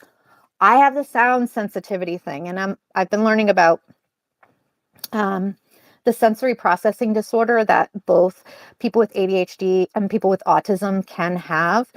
So the last year or so, I struggle to understand what people are saying to me sometimes. Like the words will sound like other words. And since my father was hard of hearing, I was thinking maybe I'm just getting to that age that my hearing is getting bad. So literally, like if I work with the public, if they're talking to me, even if they're like very close to me, I have to kind of go like this, be like, I'm sorry, what did you say? And so sometimes sounds like even, oh, question for you guys, autism friends. I saw a meme. Tell me if this is true for you guys. I saw like a meme or something. Let me scroll back up. Yeah, everything that you just said, country boy, was my experience. 100%. 100%. I was getting Fs. I was getting zeros. We'll get into story time because that will take a long time to go through all of that because it's a lot. It's a lot. I'm sure yeah, it's a lot. And girls tend to get missed because I did have some hyperactivity, but I think it's easier for girls to kind of that they tend to more space out so you can kind of like hold yourself from fidgeting, you know. Um, maintaining is the key. Honoring and allow yourself to stop, drop, and roll. It sucks though, Jen. Like 4 months. I kind of feel like, you know how when you injure your back, like I injured my back a few years ago. I remember you saying that you broke your back. I had relationships have been tough. Yes. Yes. Country boy, I had when I was in my 20s, I haven't had a lot of relationships, which is good, but I've had enough to be normal and you know, it's healthy, but they were not patient with me. I was always late. You're in a relationship now? Are they is your significant other actually that sorry, I just jumped up to what Jen said, and I'm a dog too. What is SPD? I forget. You need the sensory processing disorder. It's really weird, right? Like sometimes I hear sounds that nobody else in my family hears. And then lately, now that I've been in burnout, like my symptoms, my ADHD symptoms are just been almost like tenfold magnified. Like I can't function at all. And every little sound I hear, I have to stop and ask my fiance, I'm like, baby. He goes, what? I'm like, what is that? And he's just like, what are you talking about? I'm like, I'm sorry. I have this thing. It irritates me. There's a hum outside. Is that like a tractor? I'm sorry. And I know I look crazy and I know I'm bugging him because he's just like, what the? And he goes, yeah, I think you're hearing things. And I'm like, I swear to you. And it turns out that it's like some kind of dump truck or something outside, but it's far away. So it's weird. Sometimes I hear like the tiniest little sounds, and yet somebody can be talking to me and I have no idea what they're saying. You know, it's just like, and then like sometimes I can't, it's wild. So I don't know if you have that as well, country boy. Dove, if you think that every relationship has its limitation, it is solved. I'm not sure what that means, Dove. Do you mean that if you believe there is a limitation, then it hurts the possibility of the relationship being growing or getting better? Is that what you mean? Or do you mean that if you realize that it's not the right relationship and that is the limitation, that you realize it's solved in the sense that, oh, this isn't working? Some relationships end up that way. And especially if the two people really love each other and are not necessarily like abusive or disrespectful, it's very painful, right? Very painful. Like I'm just waiting for my fiance. I keep thinking he's going to leave me. And that has nothing to do with him at all. It just has to do with how disabling my ADHD has become in the last like couple years since I've moved. After we lost my dad, he suddenly died, and then I was at a nursing school, and I had all these things happen all at once. And apparently, I have trauma I didn't know about, so I gotta deal with that because it will help me. One of the things that my counselor said to me a few weeks ago is, and I trust her. She has ADHD like I do. What is a gift you have? You're an animal or a person? Oh, okay. I missed something. Let me go up. So Jen says, lifestyle is everything. Design a healthy lifestyle, sound and smells. Yeah. So Jen, you would be appreciative of this. I don't feel like you have to watch my videos at all because they're almost unwatchable. But I felt like it's one thing to come on here and talk about the things I struggle with. And I was kind of a little leery, but I felt like, well, why don't I just show on the days that I'm not good? And maybe I was kind of using that 30-day experiment as almost like a body double, almost like what do they call it?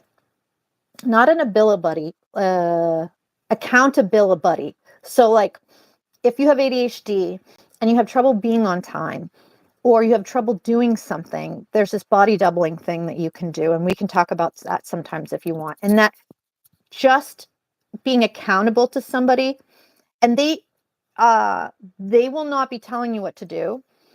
And it's not their job to do that. They will just be there or meet you at that time. And it's not to judge you because you don't want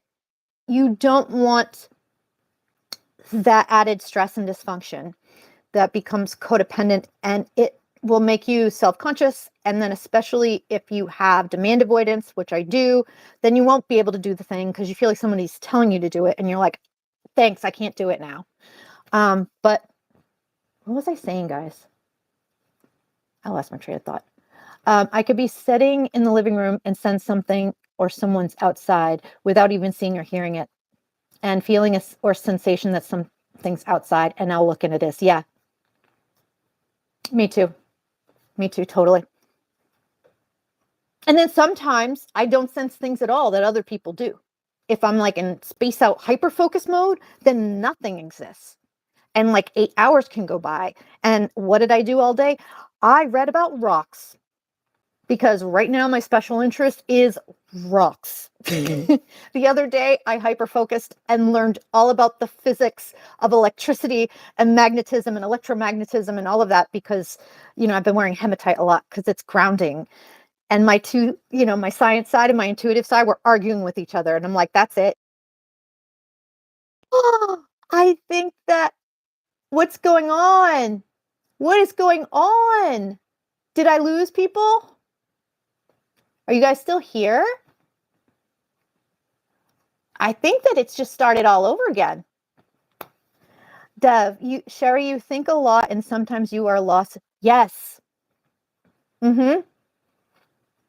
That's why I think anybody who has ADHD or autism, now, I wouldn't want to tell people what they should do because not only is it not right to do that, I'm not knowledgeable enough, even though my heart's in the right place. And I might say, you should go to a counselor. That's so helpful because maybe it's helpful for me. So you guys all do what's right for you.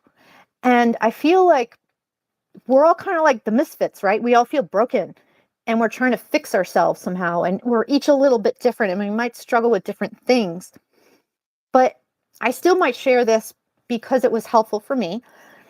So I just wanted to let you guys know that if I'm really passionate about something, let me know if it ever comes across like I'm telling you, oh, you should do this, because I want to rein that back because something that's helpful for me may not be helpful for you. And I'm not a doctor. I'm not a licensed psychologist, psychiatrist, medical professional, nothing. And I might inadvertently give people advice and I shouldn't do that. Yeah, I know. I do think too much. And it's weird, Duff. It's weird because I'll catch myself in that feedback loop. I'll catch myself. And because my thoughts are affected by the negative thinking spiral, I cannot then figure out what it is that's wrong because it's my thinking that's messed up. And I might catch myself in that moment. And also what's acting in that moment is I'm also emotional about something, right? It's usually something that I'm failing of and I'm just fed up. And I think if I just keep thinking, I'll get the answer. And it's something that worked for me maybe when I was younger. But for me, I know that some people get these negative thought spirals. I know that, do people with autism get this too? I think it's part of ADHD. Sherry, it's not weird, but sometimes it might be strange to somebody. Yeah. Well, you know what? This is, at least in my situation, person with ADHD, probably also autism, but I'm not sure. It's very confusing. In my particular situation, with my personality, my history, my mental health struggles with anxiety and depression and my diagnoses, as well as my ADHD, this particular counselor that I have, excuse me, is very helpful to me. Hey, I just realized something. Since Jen is just watching, I'm going to unplug this. And so because my phone is about to die. I'll stay on here as long as you guys want, but I'm just going to unplug the microphone. So let's see. But to me, it's really sweet. Well, I thank you. We all struggle with different things. I think this is like one of those parts where it verges on us being our own worst enemy. It's kind of like as you learn over time that you know that you're hard on yourself and you know you're probably wrong, the horrible things you think about yourself or the things that you expect of yourself, like it's been enough years if you're like me, but it's not until like I talk to my counselor, and that's why that support with her has been very important to me at this point in time in my life. Because when I talk to her and I tell her, she is a lot like me in the sense that she can then say, you're right, and I see why you think that, but you're being hard on yourself because, and then she can say it in a way that is simple and I understand. And I go, oh, so sometimes we have unrealistic expectations, either because we were emotionally beaten up by people around us, even if they meant well, the expectations of our families, bosses, coworkers, significant others, people who judge us. Why can't you just do it? You're fine. You know, that makes you go, oh, maybe they're right. I'm fine. I'm feeling sorry for myself. I got to do this. I got to fix this. I'm done. Because you don't want to be different. You don't want to be failing and you don't know why you are. So then you beat yourself up. Maybe because that's all we know, you know? But yeah. Are you very quick to get mad too? My boyfriend has been careful on how to say something to me. I'll snap out of exhaustion because this is exhausting. So are you just starting to learn more about ADHD now beyond just being distracted and impatient? Is this new for you, country boy? There are emotional sensitivity issues, partially because you've had people be frustrated with you your whole life, the things that are really hard for you. So whenever that challenge comes, there's that emotional baggage. If you're like me, so let me know if this is like resonates with anyone. For me, it's being on time. And it's this self-fulfilling prophecy that I get so anxious. Is this going to be the day that I get fired? Is this going to be the day I can't make it? Is this going to be the day that I sit here and then melt down? Like one of the days I had to call out of work because I didn't understand it was a meltdown. This was a couple of months ago. And I was vicious to myself inside, right? Like, this is not acceptable. I'm like, snap the F out of it. What the F is wrong with you? You've had this long enough. You haven't figured it out by now. Like, you could have done this last night. Like, I'm an asshole to myself. And we don't even know we're doing it because it's not like we hear actual thoughts. It's like that gut reaction. So if somebody was impatient with me or mad at me for being late, or yeah, especially with work, I get mad. It's triggering because I'm like, why do I even try? And then you're ashamed because you're like, what the F is wrong with me? I can't even like keep track of time while I'm getting ready. It's not like it's hard. And then it's just now learning about executive dysfunction. And for me, the time blindness, the technical word is dyschronometria. So DYS, is it DYS? CHRO, chrono, time, metria, measure. So the inability to measure time. Yes, my family thought I was, oh, Jen, no.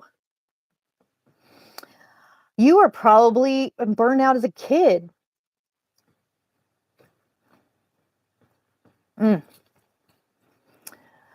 Sherry, to me, you're a little girl who knows a lot. You know what? Sometimes I feel like an immature little girl. Especially because my parents, meaning well, especially my dad, meaning well, opposite personality as me.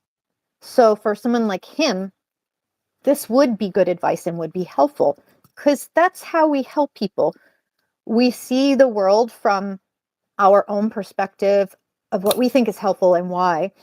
And we don't realize how different everybody is, right? And that's just temperament. That's like Myers-Briggs. That's not even dealing with neurodivergence, right? So anyone who gets into it, and we can talk about temperament too. It's very cool. I can go down a rabbit hole with that for the Myers-Briggs, but my dad is ISTJ. Let me see if I missed anything out. I'm an hour early daily for work. Oh, I'm so jealous. I am so jealous. Oh my God. I always have this fight with myself because I so don't want to go, because I just got so burned out. And I'm like, why am I still in retail? I'm like, what the F? I'm 50. I should have been at such a different place by now. This is bullshit. And then, like, I'm getting mad before work, which is not helpful, you know? Let's see. I'm so jealous. My family's okay. I saw that. I was always sick. I'm so sorry, Jen. Once it's time to go, I'm gone. Yeah. If I can, if I can sense the time, my time blindness has gotten so bad. I think it was last week, it might have been the week before. But if anybody's watched, I started this 30-day experiment to try to kick my own ass into gear. And I thought, well, there was this other girl who had, I think her name was Pumpkin something. And Jen will know, because I was all worried about her, thinking that, she was like suicidal. I don't know if we're allowed to say that. That her depression was really bad. And so she was periodically posting little videos. And finally she posted something like she was at her wit's end, and she needed a reason to stay. And immediately I was just like, no, no, no, no, no. Your depression is lying to you, because anyone who's had it knows it changes your thoughts. And if you don't know, do you know how I learned that? Is when I forgot to take medication for a couple days. And that was like 2009. I was getting thoughts that I wanted to drive into oncoming traffic. I wanted to kill myself. I know we're not supposed to say that. I'm unalive. So F them.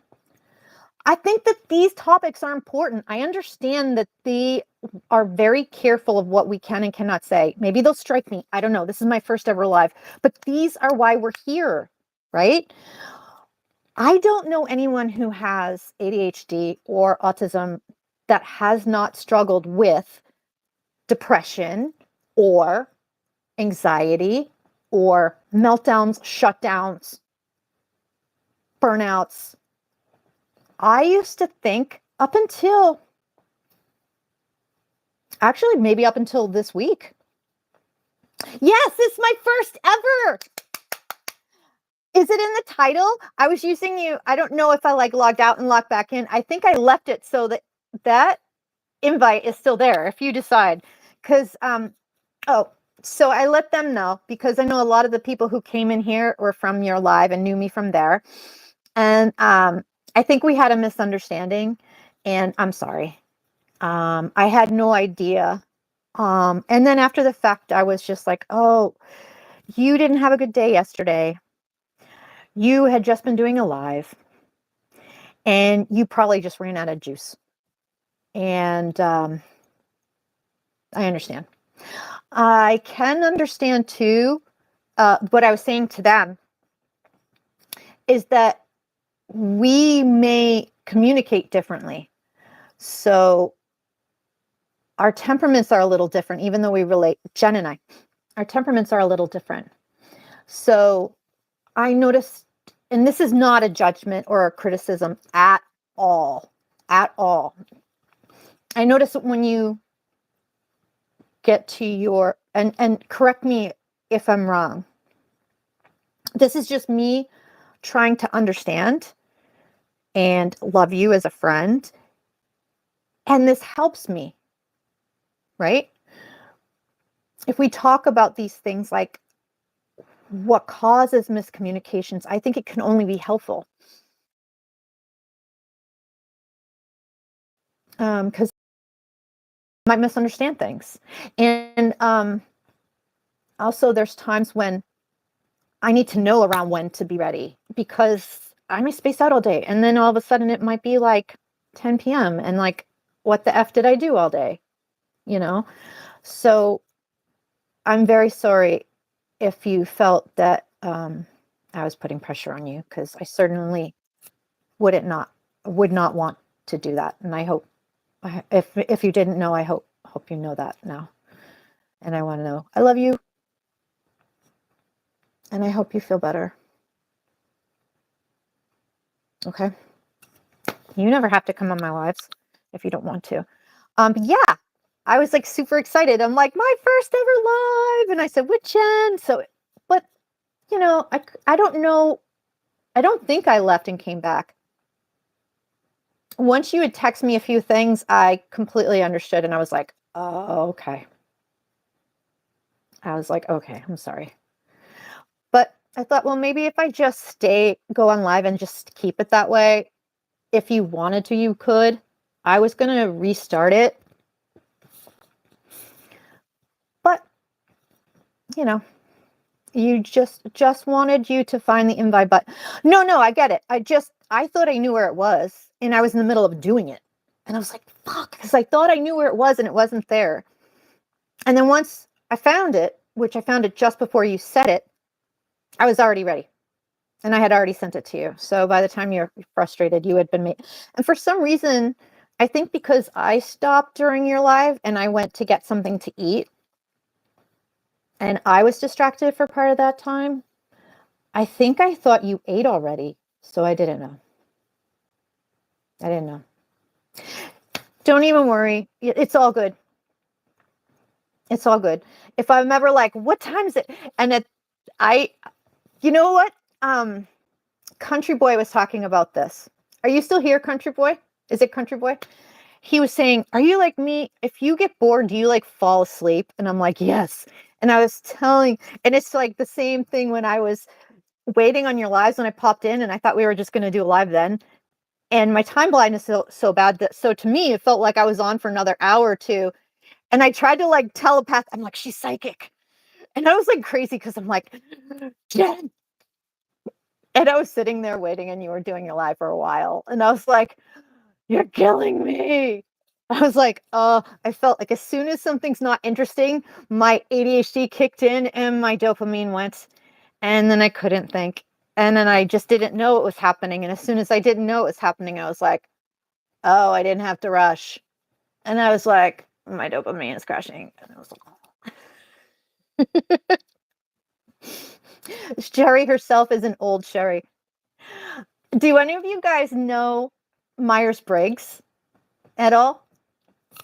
You know what I'm going to do while you guys type? I'm going to try to get my charger because my phone is about to die. I'm going to see if I take out this since she's not on a live with me. I'm going to try something.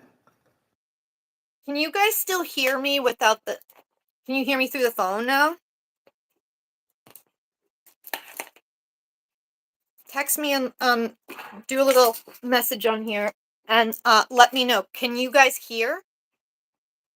Awesome.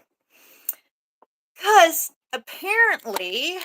Hold on, I'm going to tip this up just for a second. I'm just going to plug my charger in because my phone is going to die. Yay. I can stay on all day if you guys want. Stay as long as you want. Leave whenever you want. I'm having fun. I love to chat. That's why I did really good in sales. And I always got in trouble for talking too much.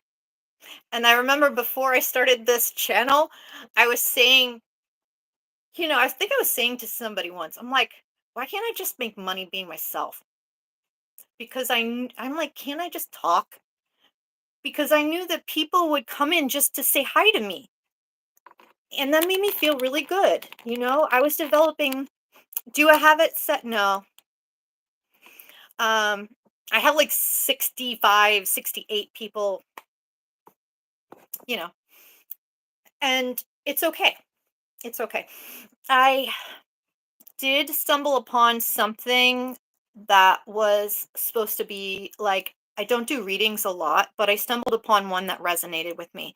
And it was one from a YouTuber, and it was very general, but how you get more subscribers, to say subscribe only, to set it that way.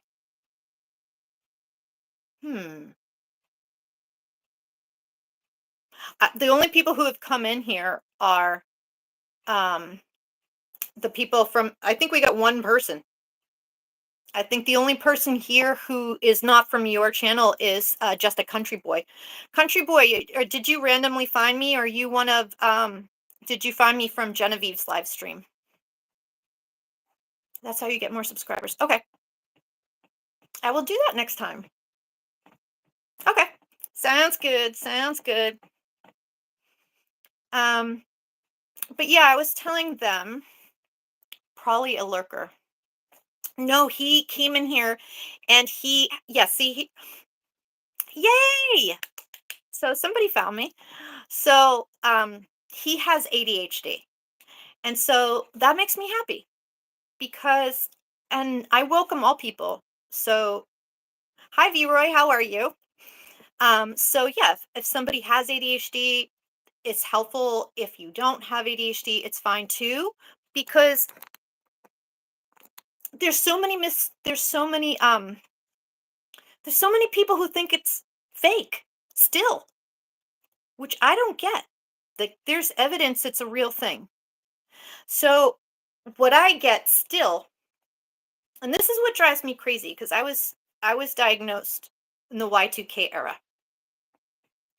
And I read the stat then that up to 80% of women, just talking about women, but probably people in general, but women more so because they tend to have the presentation of inattentive. So it's not outwardly obvious that they have any kind of problem at all.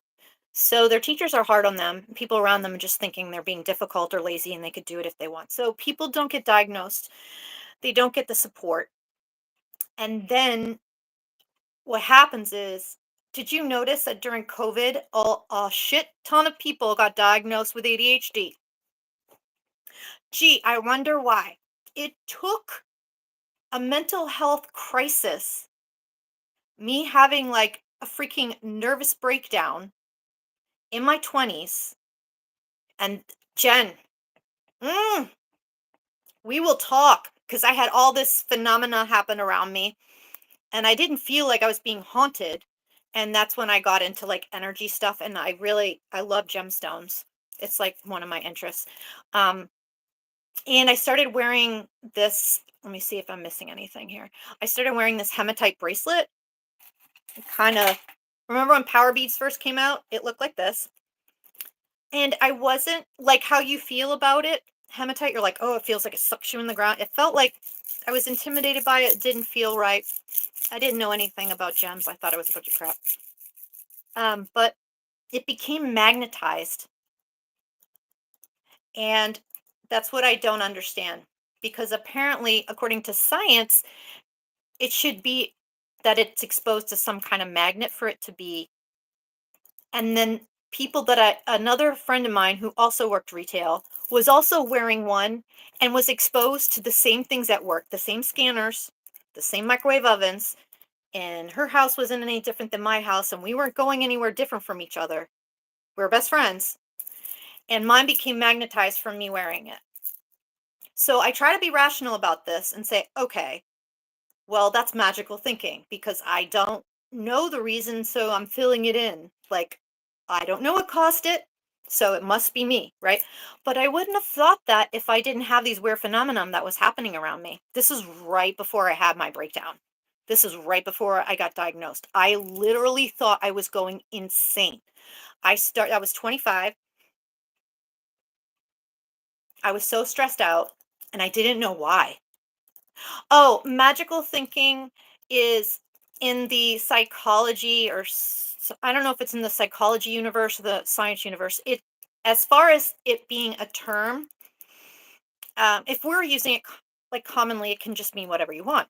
But magical thinking is a type of flawed thinking where like you're thinking something that is like a leap, but it's not necessarily based on something practical. So you're not going to what the most logical conclusion is. Like for instance, let's say somebody goes outside and they see a light in the sky and they can't, and I'm not saying anything about aliens. I don't know about aliens. I don't know if they're real. I tend to think they're not because I don't know any different. But what's the first thing that people think of when they see something in the sky? They think aliens. I'm not saying it's not, but if you look at what are the odds, so we have to go through all the rational things first and rule them out. And then if you rule them out, So that's what magical thinking. So me assuming it's me who made my bracelet magnetized sounds crazy. My printer and my monitor when I was in the room. Okay. My light bulb's dying. And then I changed the light bulb. And within a week, and there was multiple in the room. And then it'd die again. And I'd get a new light bulb. And it would die again. And my watches were dying. Okay. And then I would go and I was like, what the heck is going on? And then I got totally freaked out by all the shit. Honestly, because I was in my 20s and I didn't believe in anything, but I was scared of ghosts, right? I kill watch by now. Oh, you okay? I'm not alone.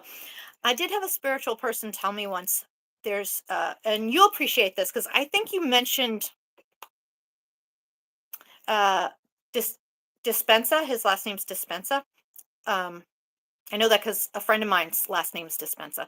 I forget what his name is, but you know what I'm talking about. She had recommended him and told me about that there's a name for it.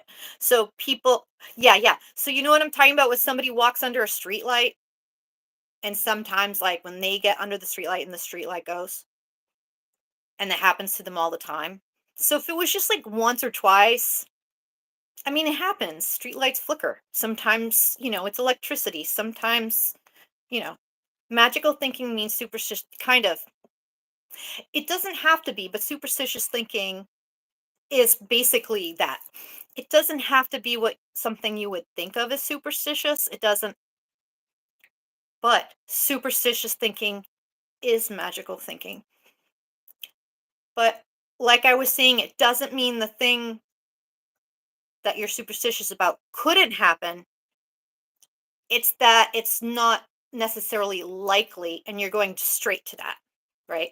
So, and I'm not going to judge or anything. Those people who watch, I don't know how you guys feel about aliens. You know that ancient alien show? I get so upset because the guy's got the crazy hair and his form of evidence is to look at these old hieroglyphs and look at these pictures. And these are pictures from an ancient religion. And so he sees something that looks like a spaceship. That we have a thing as humans, we have a thing. Oh, what do I think is called? That's what it means. Yeah, that. But that's how I was using the word. So that's why I defined it, Jen, because that is the what I meant. I meant it that way. So if I didn't have these things happen around me where weird electrical phenomena was happening around me that scared the shit out of me. Honestly, I think having a mental breakdown, and that's the only word, and I'm not talking about a depressive episode. Like, I literally fucking lost my mind. I didn't end up seeing things that weren't there or hearing things that weren't there, thank God. Because I had a friend when I was young who has schizophrenia. And that's no joke, right? No joke. Um, but yeah, that saved my life. It's funny, having a scary as fuck mental breakdown and not being able to leave my house saved my life. Repeat, please. You want me to tell you why it saved my life? Is that what you mean? That's how I found out I had ADHD. But honestly, I thought I had bipolar or something. I don't know why I was mood swinging like nuts, like crazy, like I was gonna snap at people. No, no, no, no. So what I'm saying is I'm grateful I didn't have that. I didn't have the seeing things that weren't there. I did have a friend who had that. So I don't judge people who have that and I feel for them. Like I'm so grateful I don't have that. One of the people I follow here, she has schizoaffective disorder. And I've had a friend who has been another friend who's been diagnosed with that. I think that since then she's had her diagnosis changed to OCD and something else. She might actually have ADHD. So I'm really glad I didn't see things. But Jen, you'll appreciate this. Is when I was young, I was afraid that people were in the room with me, but I didn't see things that I didn't have the gift that you have. So I couldn't tell if things or people that I knew that passed away or angels or God or something was in the room with me or not, or if I was just imagining that. So I had said a prayer to God at one time to tell my loved ones not to do that. Not that I didn't want them around me, but not to scare me. And so if I had an ability towards a gift, no, I think I was a teenager because it scared me too much. I couldn't think straight. And then I didn't know if I was imagining things because I didn't see things. Like I never saw, I might be able to develop it, right? Like they say, I'm intuitive, but my particular intuitive gift is feeling. I feel things. And I would say the times that I feel things more, especially taking in everyone's emotions, was when I wasn't well, and I was once when I was in a dysfunctional relationship, and I did take an aura photo, and you can actually see there was holes in my aura. I was a caretaker. And then as I went through a divorce and I went through healing on my own over time, I had gone back to have another aura photo. Not only had my colors completely changed because I was like a different person. I was still me, but everything I believed and thought to be true was different in it. I don't think you could go through a divorce and not be changed by it. Like, I think I was supposed that's like that particular relationship and those lessons are core to what I'm here to do or what I'm supposed it, that was very I just know it. I feel it with every fiber of my being. And those lessons about codependency so that I never go there again. All of those things that if I did end up in a caretaking job like a nurse, I would have to learn discernment, loving attachment, because if you care too much, it can be dysfunctional as well. When you cross the line to from wanting to care for somebody and empower them to then get really mad when they don't do the things that you know they should be doing, that's when it gets dysfunctional. It happens in addictive, when there's somebody in the house that is an alcoholic or an addict. It happens in families where someone has a personality disorder. I was in a relationship with somebody with a personality disorder. And my whole concept of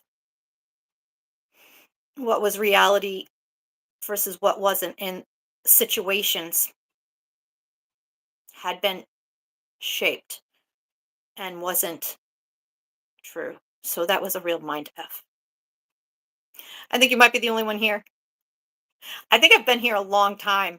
I think I should log off. What time are we at? Oh my goodness! It's like 12 of 4.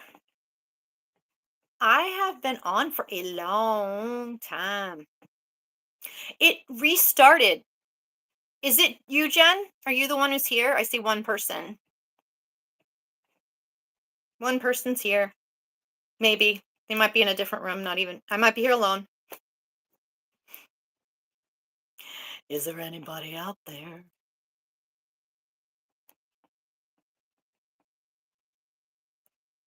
I'm gonna probably leave because nobody's here. Nobody's talking, but I don't know. Okay. I'm just gonna assume that nobody's here. And if anybody watches this later on, I love you guys. And please subscribe. Um, I really want to build a community. Um, I know that there's one person here, but I'll just say it in case anyone ever watches this. I don't know if anybody would, because it's really freaking long. But I want to build a community where we can just be here for each other and we don't have to mask. And then maybe every week we can say, hey, this is what's helped me this week. Everybody's gone. Bye. How do I close out?